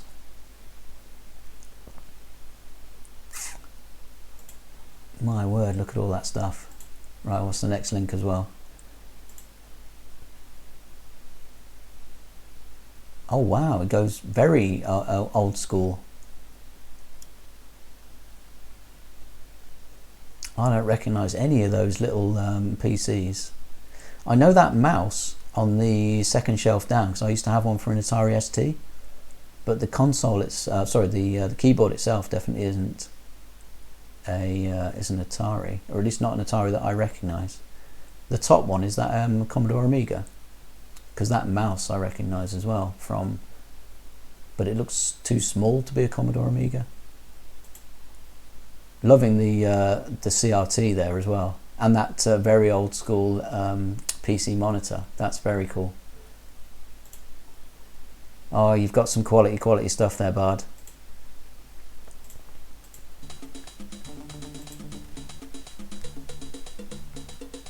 It was a Glock. Oh, okay. Oh, okay, that's cool. Right, the Tower of Power. I like that. That's cool. Is all my Amiga, Commodore, MSX stuff also. Oh, it is an Amiga. That is that top. The top one is an Amiga. Yeah. Okay. So they made like a shrunk down version of it towards the end, I'm guessing, because the Amigas I remember like big, proper like sized machines. Commodore 64, yeah, Commodore 16, MSX2. Very nice. Yeah. You've got some amazing stuff, and you fixed all that stuff as well, I guess. That's some impressive. That's some impressive restoration skills you got there. Turn your hand to anything by the looks of things. That's awesome.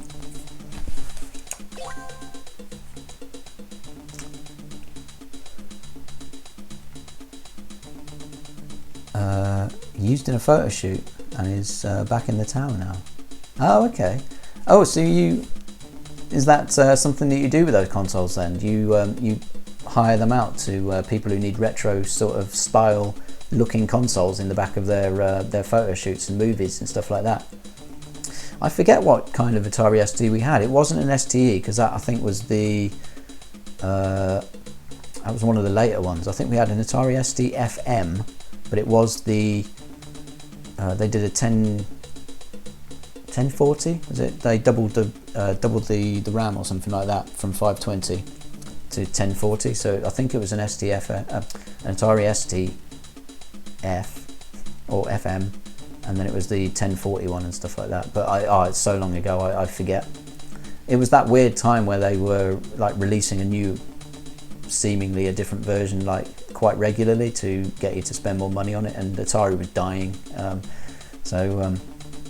It was annoying though, because I remember on all the cover discs of like ST format and stuff like that, you'd get games, and a lot of them would only work on the STE, or they'd only work on like newer versions of the actual hardware.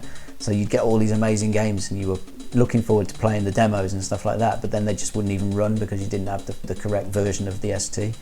So as time progressed and stuff like that, the actual sort of the games that I could play on the ST were shrinking, and I had to go back to like Kickoff 2 and just play that forever, and Killing Game Show and Cannon Fodder and all that sort of stuff. So yeah, good times though, good times on that ST. Right, what's this? Do I just jump on it? Yeah. Not quite sure you had to teach me that game, but I'll take it. Here we go. Oh, I missed my ride. There we go.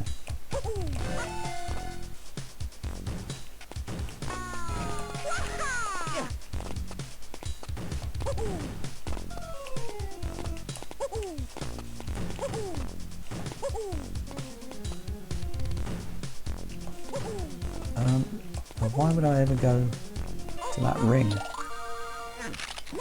Not sure why that ring was there. Anyway, moving on. That seemed far too easy. Always, right, what's to say? University town, and a lot of students want old tech for art stuff and photo shoots. The deal is get me old junk in return, or some student drink, or some good drinks. Yeah. I mean, that works, doesn't it? Really. Then you can expand your collection without necessarily having to go out and get it yourself. And obviously, you don't mind what condition it's in when they give it to you, because you're going to fix it up and make it look like new anyway. So yeah, it sounds like a really good show. Yeah, awesome stuff. So of all your consoles then, Bard, what's would you have a favourite? Or is there a console which you think like the games library is better on?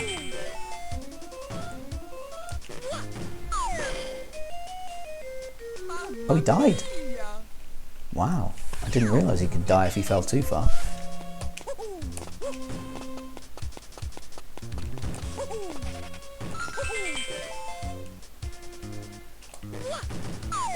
Oh man, he jumps too far off the rope. I can't. I'm struggling. There we go.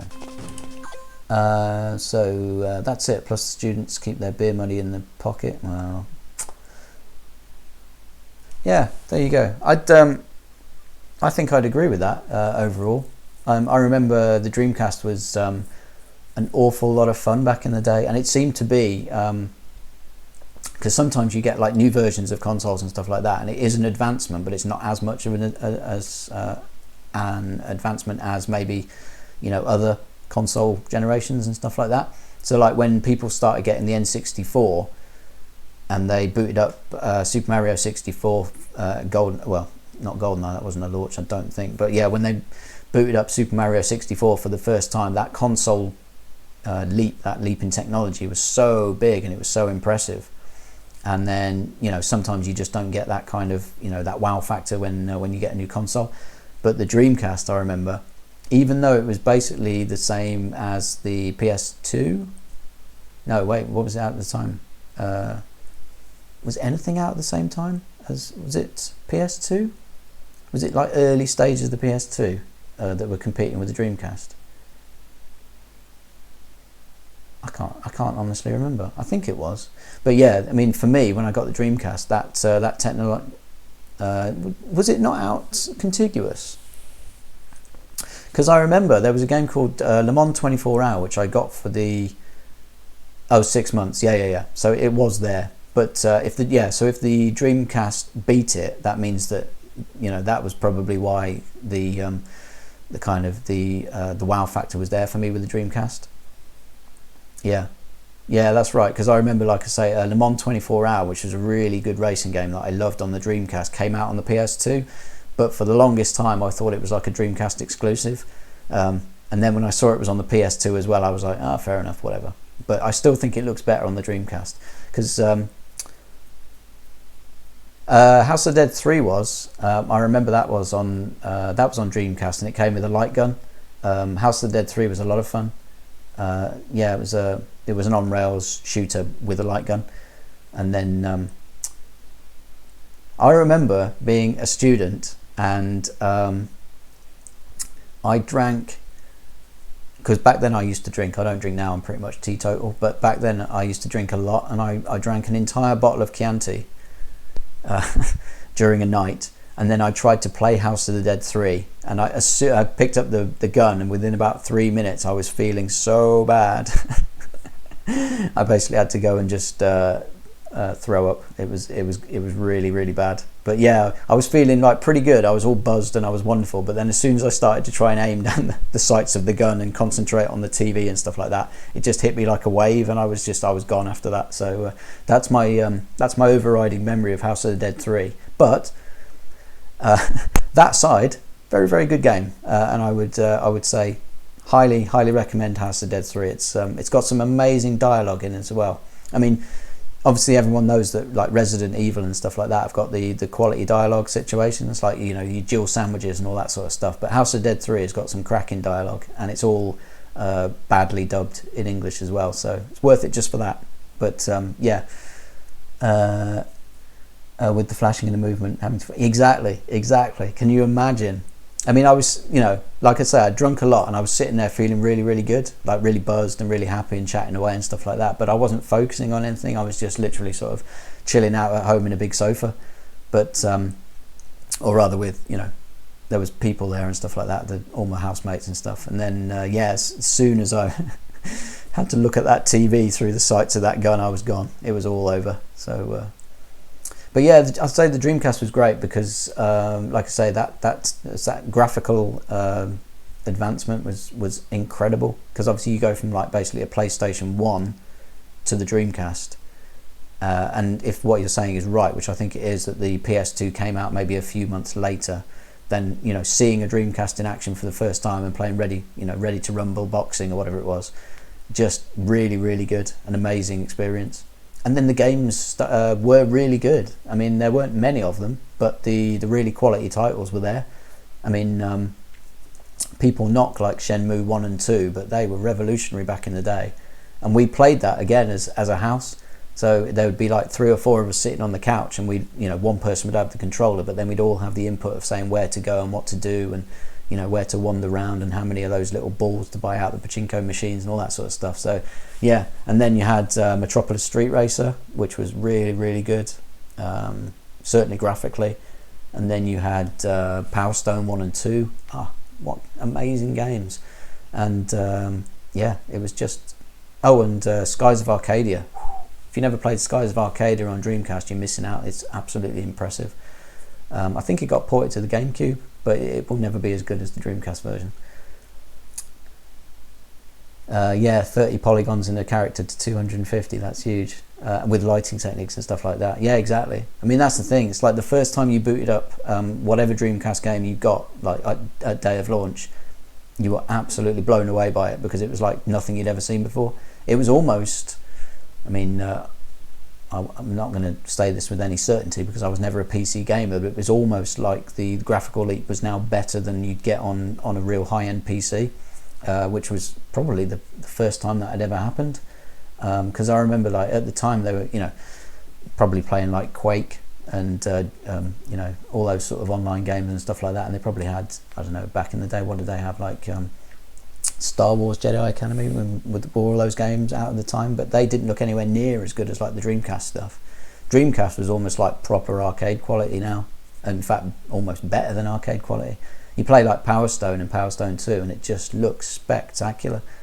And then Soul Calibur hit, and bloody hell, that changed everything. I mean, can anyone say that they saw Soul Calibur back in the day and they weren't utterly blown away by how amazing that game looked? And then Soul Calibur 2 was also incredible. So yeah, back then PC was still lagging behind the Dreamcast. Yeah, absolutely. And that had never happened before. It's like, even when you had a PS1 and things were pretty good and you were playing your Tekkens and your fighting games and stuff like that, there was still, you know, people out there with good PCs that were playing better games than you. But then you get a Dreamcast and all of a sudden that's it. That's like almost like the pinnacle of gaming right there, at the time anyway. Yeah, I think a lot of people will agree on that. Yeah, Soul Calibur is far better on the Dreamcast than it was in arcade.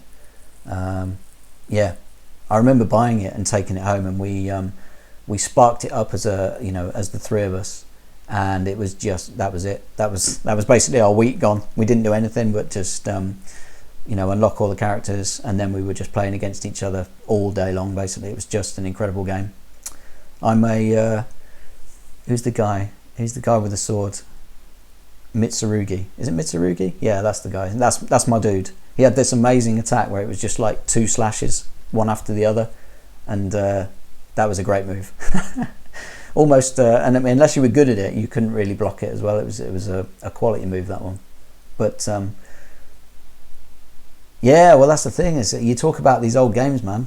I mean, that's the thing. You get old, and you just love talking about the past. Unfortunately, that's how it goes. So that's why I'm playing GBA games and talking about the Dreamcast with you guys. But no, I mean, you gotta love the Dreamcast. Moving on to the GBA though, because you say that was, your other favourite console. I'd say that is definitely up there for me. But because of the library of games and just the incredible, the durability and the amount of time that the GBA stayed relevant was just incredible. So it came out, and then it just seemed to be years and years and years, and quality game after quality game after quality game that just kept on coming out. And then it wasn't really worth getting rid of your GBA until the DS replaced it. And then the DS did the same sort of thing. It just stayed forever, and then you got your DSIs and all that sort of nonsense and whatever. But yeah, the GBA was the one that started it all, and it's just got so many good games. So yeah. I'm with you, Bard. You're my kind of guy. GBA and DS all the way. Right, how do I do this level? Can I just fall onto it? The trajectory when he comes off the rope is kind of janky. It's like, I'd prefer it if he... And then of course sometimes he just doesn't grab it. Thank God for save states. Here we go. So yeah, here we go. And then, nice and soon. Or on the way up. Okay, that's what it wants me to do. Got you. Ridiculous. Whoa, that was lucky. Ah, crazy.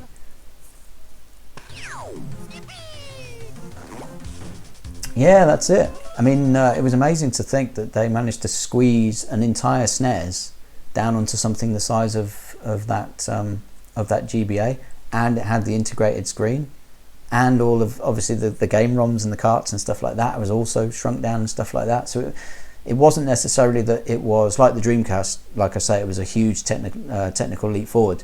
The GBA wasn't. It was, you know, basically the same looking games that we'd seen for years on the SNES. But the fact that it was now portable, and the fact that it was, you know, you had, like you say, that massive library to choose from and get the ports on, and then they just started piling on all these incredible games. It was just, you know, it was almost like an overwhelming amount of content that you could digest, and that's what it was so good. That's it. So yeah, games like Golden Sun, F-Zero, Castlevania, Metroid, exactly. Yeah, it was the gift that kept on giving. And back in the day, obviously, before emulation and you had to buy all your own games and stuff like that, it was nigh on limitless amount of games and stuff like that, because you'd only be able to maybe not you, Bard, because you're a rich man, but for people like me and stuff like that, I'd be buying, you know, at most a game a week, and then you'd have to save, obviously, and get more money to buy more titles and stuff like that. But it seemed like every time you went to the store, there was more choice. So it's like you could never get to the end of this incredibly massive catalogue of games, because, you know, they just kept adding on top of it, and you weren't going through them as fast as, you know, they were producing them, seemingly. It was just such a good time for gaming. But right, I want to get on this platform. There we go. But I've also, I would say I've got a soft spot for the original Xbox as well, because that was, again, it was a very impressive piece of technical hardware. And just for Halo alone, in the amount of time that we spent playing sort of one-on-one versus on a LAN sort of system, which, you know, literally didn't really exist at the time, I'd say okay, let's take this a little bit simpler. Oh, wait for that to disappear for a second. Oh, goddamn. That was a poor jump. I'm going to be a goddamn expert at this game by the time, or this level, by the time I've finished.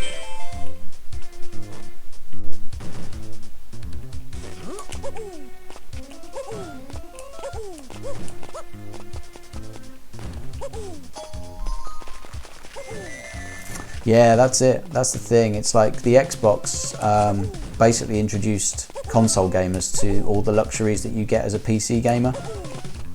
Oh, I didn't expect to make that.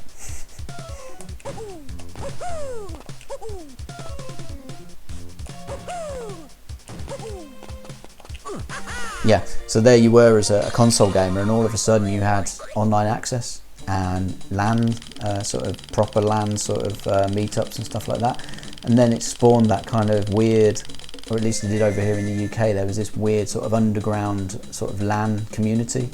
And for a while there, people were setting up like sort of old office warehouse type places and stuff like that, and just filling it with computers, or rather filling it with Xboxes and TVs and stuff like that, and people would come for like these huge tournaments and stuff like that, where they'd be playing in LAN tournaments in Halo, and just, you know, see who was the best and stuff like that. And that was a short-lived scene. That didn't last, obviously, once online gaming got a little bit bigger, but it was that was a lot of fun while it lasted. Oh, +5, very nice.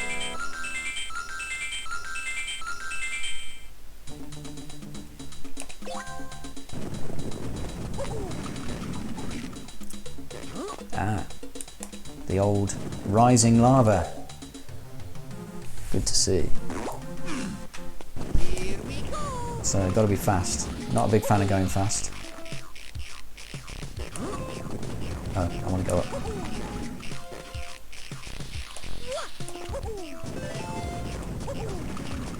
Whoa, whoa, whoa, whoa. Jump on him. What I'm a little bit worried about here is that the shaking of the screen is going to ruin the bitrate. So tell me if it becomes almost unwatchable.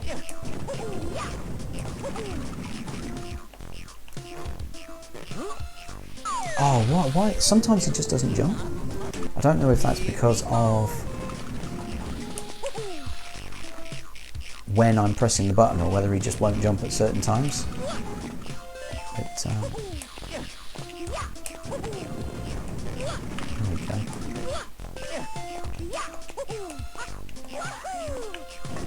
Get up there, Mario. This is oh, this isn't too bad.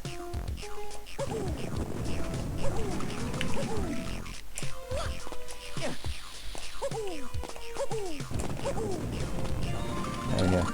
So yeah, I mean, hopefully it's not going to shake the screen every single time it has a level like this, but I get the feeling it probably will, which is a real shame because I reckon I'll watch the VOD back and be like, oh god, this is unstreamable. Time to go and download Gwent. Oh, it went all the way up. Okay, learning has taken place.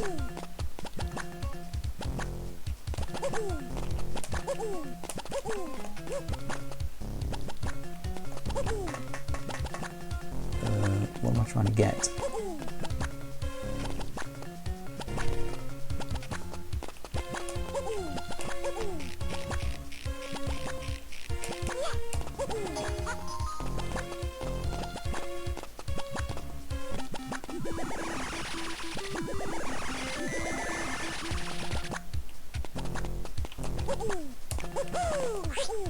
Excellent.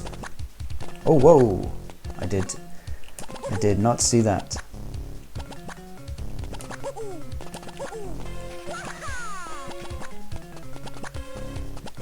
Ah, shit.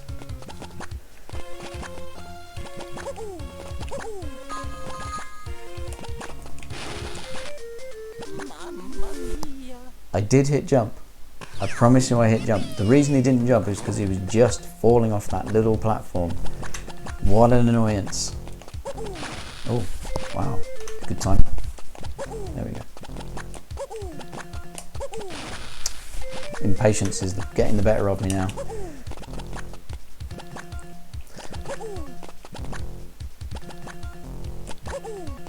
That's the reason why I prefer puzzle games which aren't necessarily that platform intensive, because it's too easy to get frustrated when you know exactly what you need to do, but doing it is just too finicky. Whereas with this, there's a little bit of that, but there's not a lot. The game isn't difficult enough to really cause you that many issues. Oh, how do I get in there then? Also, why do I want the yellow thing at all?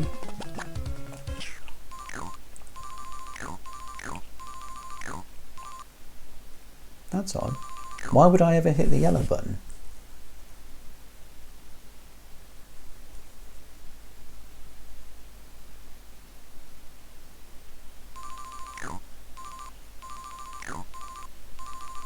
It's a trap. I don't need it at all.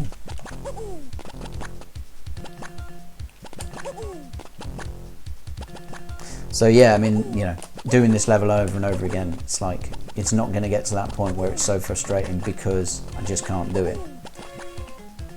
It's just a matter of not losing patience, which I'm not great at. I'll fully admit that.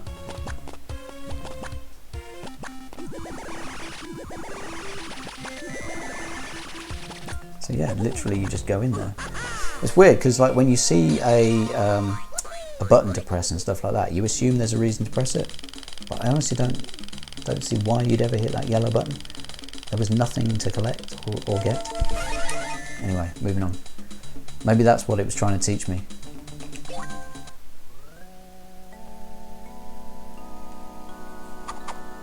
Okay, let's go for the red. Yeah, stay away. Aha. Ah.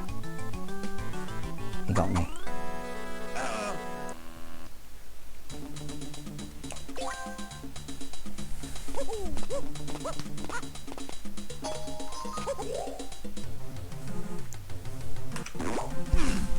Here we go. Whoa, whoa, whoa, whoa. Do I want to go over there? Is there a reason to go over there?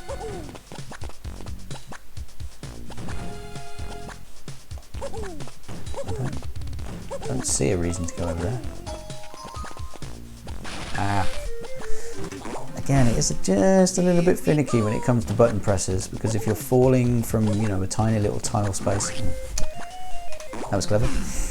Here we go. Concentrate, Nick. Come on, you can do this.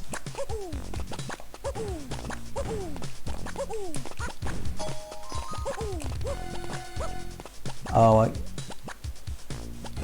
no, I don't, because I can go over here. Why are you doing this to me, Mario?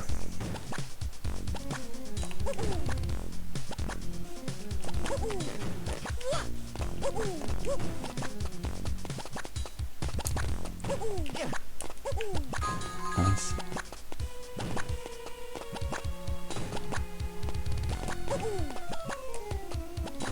Woohoo! Unlucky.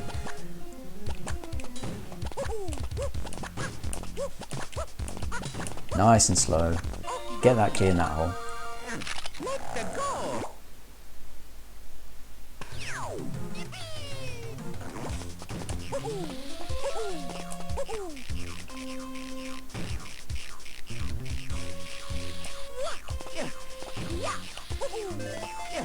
Oh no no! Don't pick it up!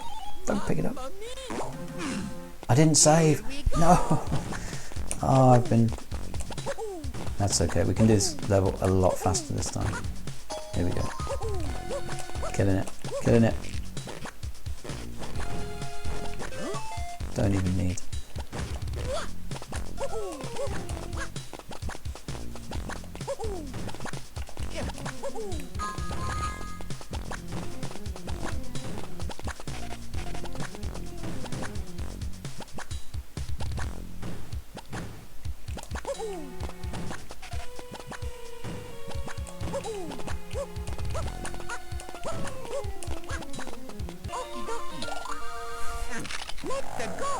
So easy when you know what you're doing.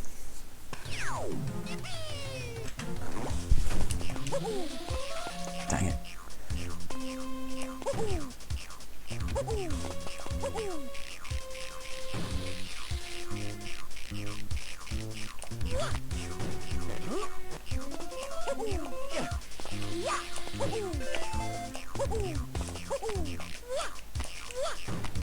There isn't a fast way of scooting up these things.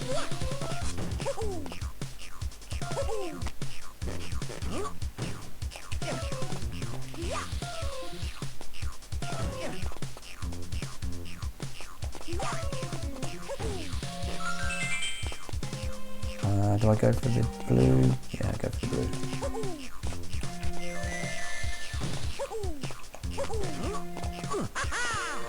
Very nice, very good.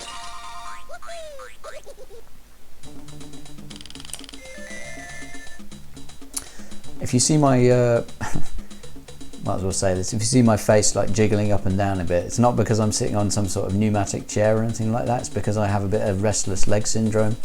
So without realising sometimes my leg just starts to, like, it's not spasming or anything like that, I'm just sort of moving it fast back and forwards like that. So yeah, if you see my face like banging up and down, it's not the chair and it's not the cam, it's just my leg. It's something I only actually noticed again when I started streaming.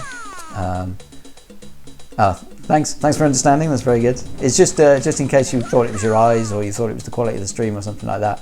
But yeah, I only noticed it again because I've been living with it like all my life, and I never even noticed anymore. But I watched a few VODs, and I noticed that my head was going like that in a few of them, and I was like, oh yeah, that's right. It's probably because my leg was shaking. Yeah, it's incredibly common. I think a lot of people have it. It's it seems to be that in a lot of families, like one person in that family might have the sort of the syndrome. My mum hates it. I go back and watch, obviously, go back and see the folks and stuff like that. And if we sit down and watch a film or watch TV and stuff like that, my leg will be going like this. And mum just now, she just reaches over and like puts her hand on my knee, and she's just like, she doesn't even have to say anything. I'm just like, oh, okay, yeah, sorry. But I can't help it. It's like it's not like a conscious decision or anything like that. It just happens. And so when mum or somebody points it out, I'll just be like, oh yeah, I didn't even realise I was doing it. It's an interesting thing. But it's weird because as conditions go, it's quite a good one because all it is just exercise in the end of the day. So I don't think there's any bad... Oh, that's interesting. How do I get that red thing? I should have got it before I picked up the key. Tell you what, let's do it. So yeah, there doesn't seem to be any downside to it. It's great. If anything, it's just more exercise, and that's fine by me.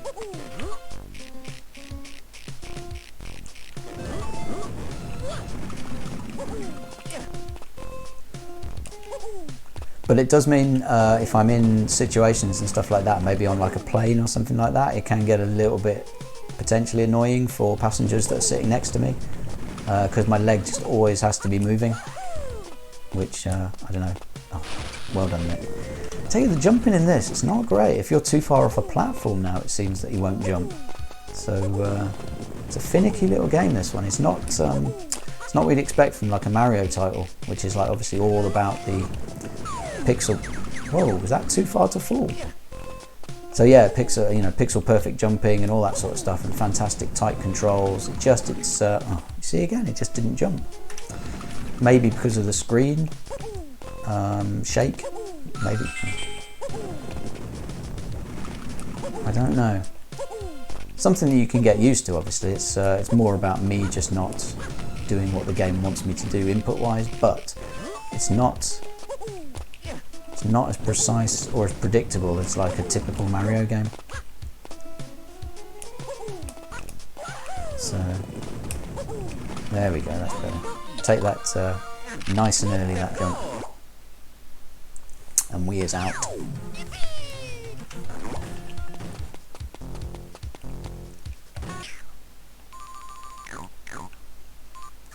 Okay, blue.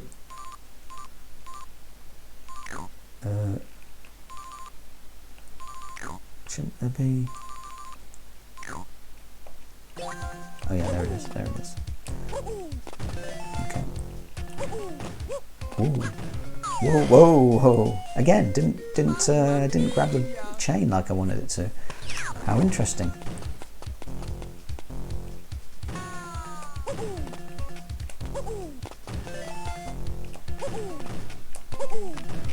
There he is. Well done, Mario. Oh, you're kidding me. Did not see that coming.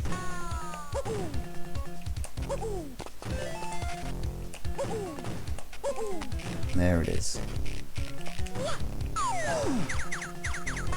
That one was my fault. I'll take full responsibility for that one. I tried to jump off the rope when I was on the wrong side of it, so not blaming the game for that one.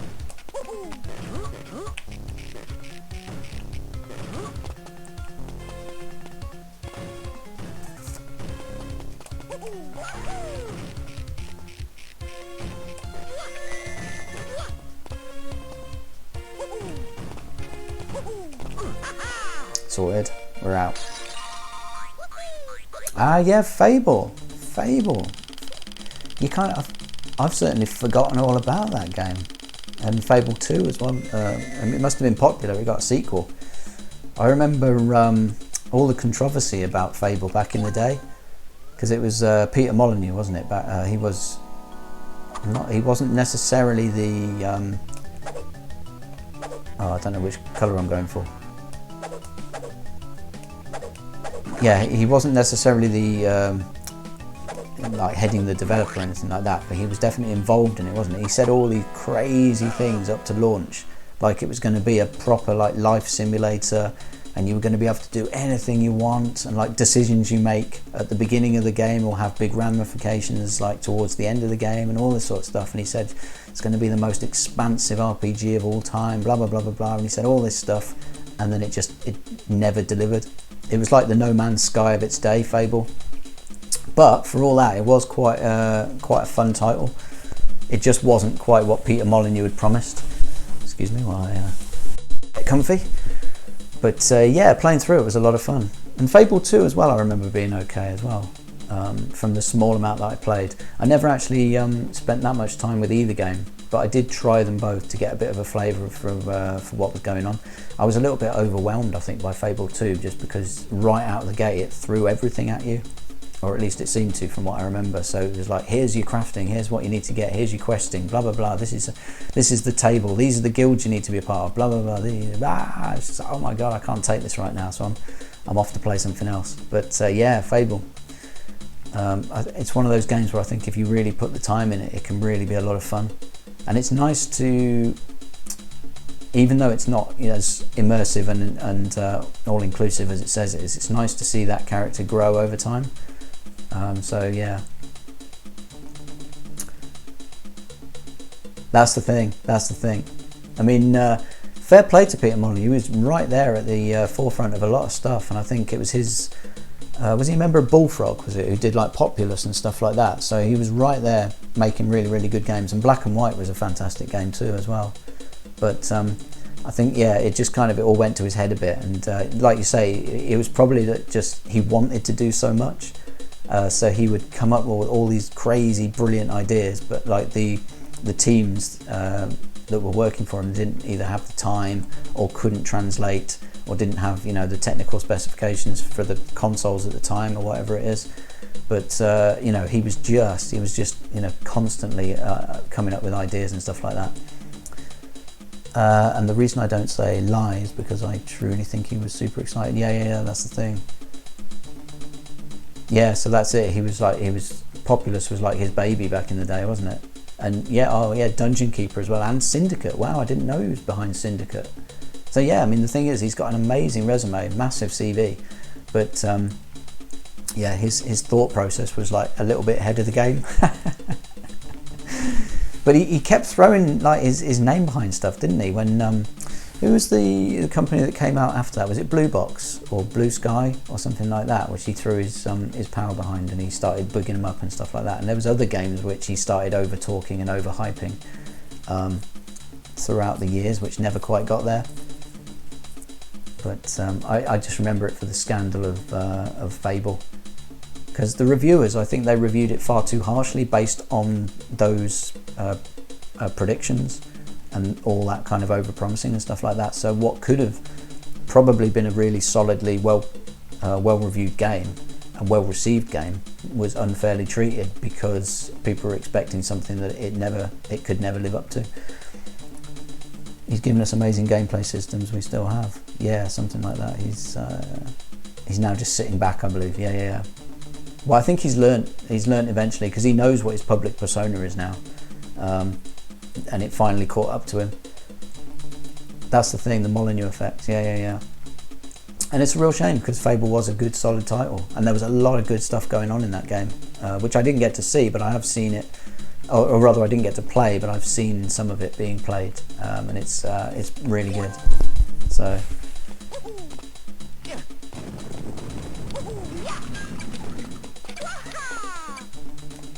Okay. Yes, Mario, you can jump and you can throw. More screen shaking. This isn't good. Oh wow, where am I going?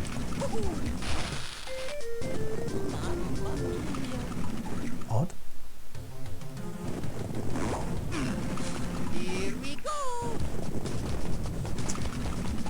So is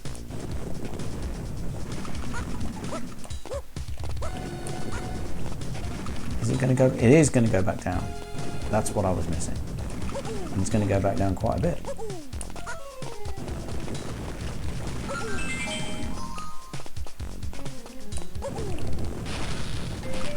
Oh, I'm dead. Oh, this isn't good. I hate the screen shake. Because it's, not only is it ruining the bitrate and stuff like that, but it's ruining the emulation. So it's making, oh, brilliant. That's impatience for you. Jumping into lava because you think it's going to disappear under your feet. That's impatience.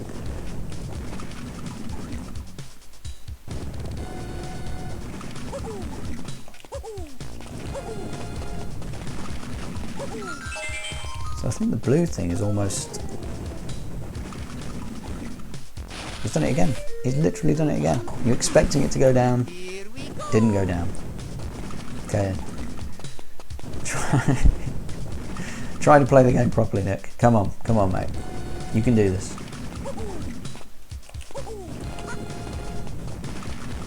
Nothing worse in computer games, though, than standing around not doing anything.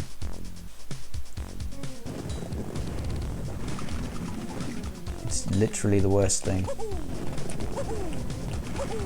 Right, so I do want to get you, and then I want to get...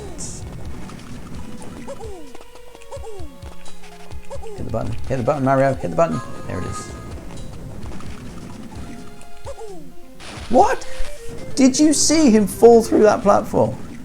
Did you see him? He either clipped through it or the collision detection just didn't work, because he moved and he stopped and then he fell straight through that platform.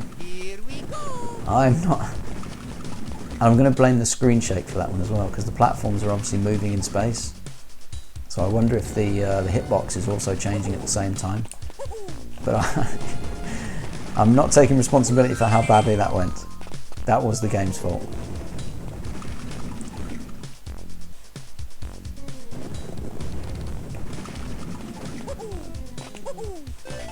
But yeah, I'm not a big fan of just standing around in platformers, definitely.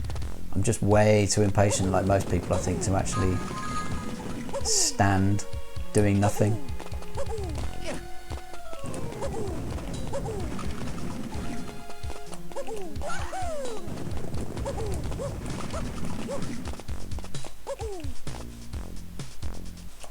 With a little bit of patience, that was actually incredibly easy. Impatience, the silent killer.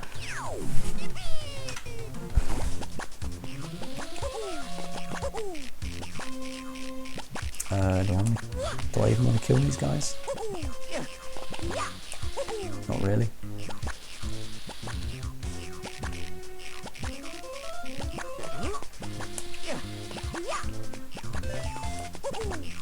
Oh, I suppose I could kill him if I went down there.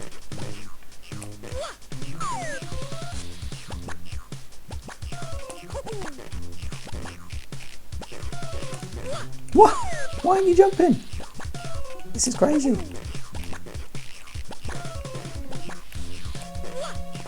Banging his head.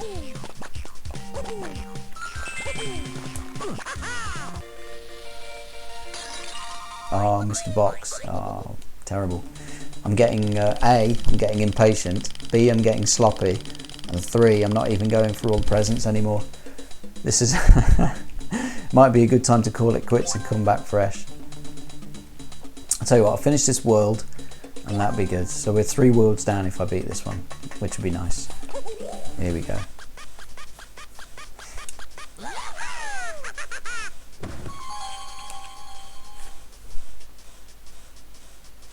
And then I'll go and, who knows, maybe I'll play some Hearthstone or I'll download Gwent and see how it goes. Because I think Q, if you're still here, Q, I think you've made it too irresistible to try out Gwent, Sir Gent, or Sir Gent. Sorry, my bad. Where do I want to take these guys?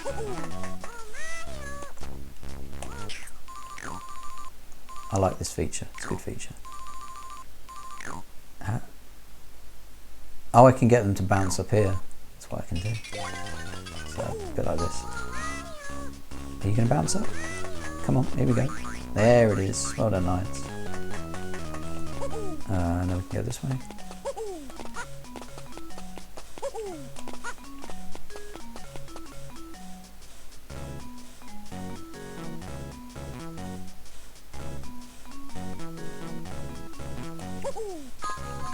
Okay, go this way. Oh, do I need them to fall down? Do I need them to fall down here? Yes, I need to fall down here. And then into the toy box.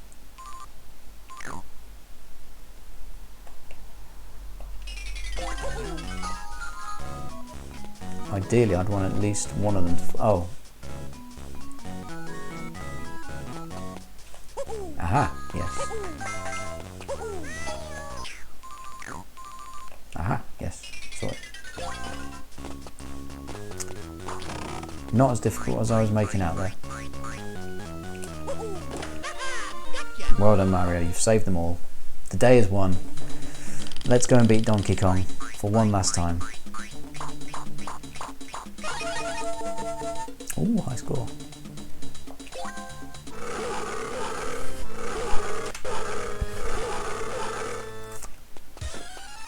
Oh, proper Donkey Kong barreling.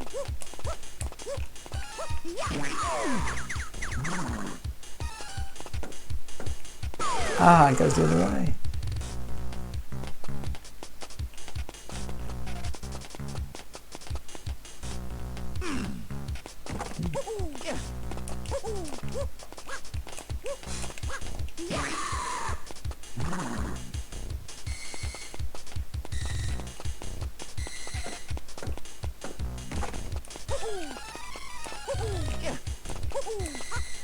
Let's go the other way.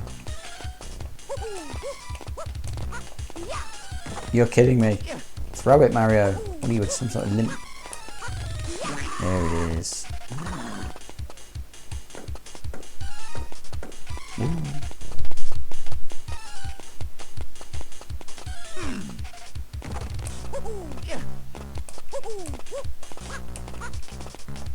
Oh, just doesn't jump. Jump, you man. I mean, your name is Jump Man, surely. Whoa, he hit me!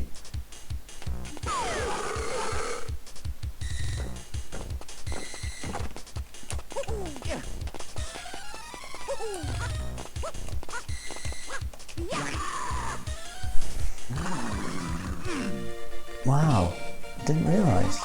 You get too close to him, he gives you a right old sock right in the face. Unbelievable. But we got him in the end. Great, you won.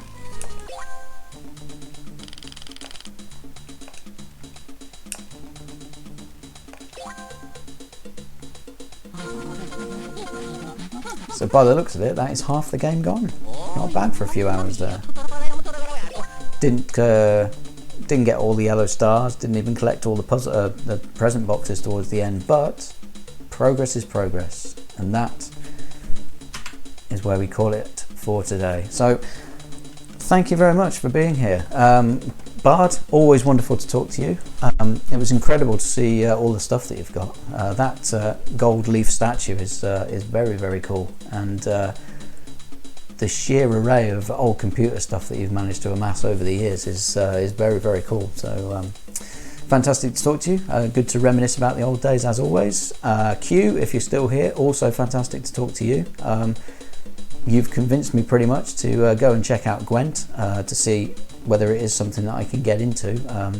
So if I do download it, then obviously we can talk about that quite a lot in further streams if you come back and see me again.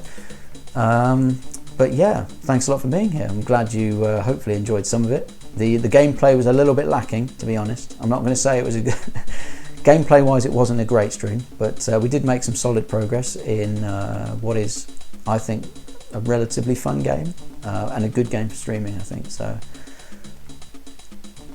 yes, and we will end on that thought. We will end on the thought that the Dreamcast was and is amazing. So there you go. Maybe if I get my old one out of the cupboard and it doesn't work because it's all gunged up and stuff like that, I can send it across to you and you can get it all working like new again, and then we can play some Dreamcast. But yeah, so there we go. Thank you very much for being here. I hope you enjoyed. Have a wonderful Sunday and the rest of your weekend. I hope it goes really well. Stay chill, and I will see you. Quality Q, you're still here. Good to see. Oh, I'm glad you enjoyed the stream, sir. It's fantastic to talk to you. So I may well be checking out some Gwent. But yeah, for now, enjoy the rest of your weekend, and I might see you tomorrow if I'm streaming, or I might be streaming Tuesday. So fingers crossed, I'll speak to you then. Have a great one. Goodbye.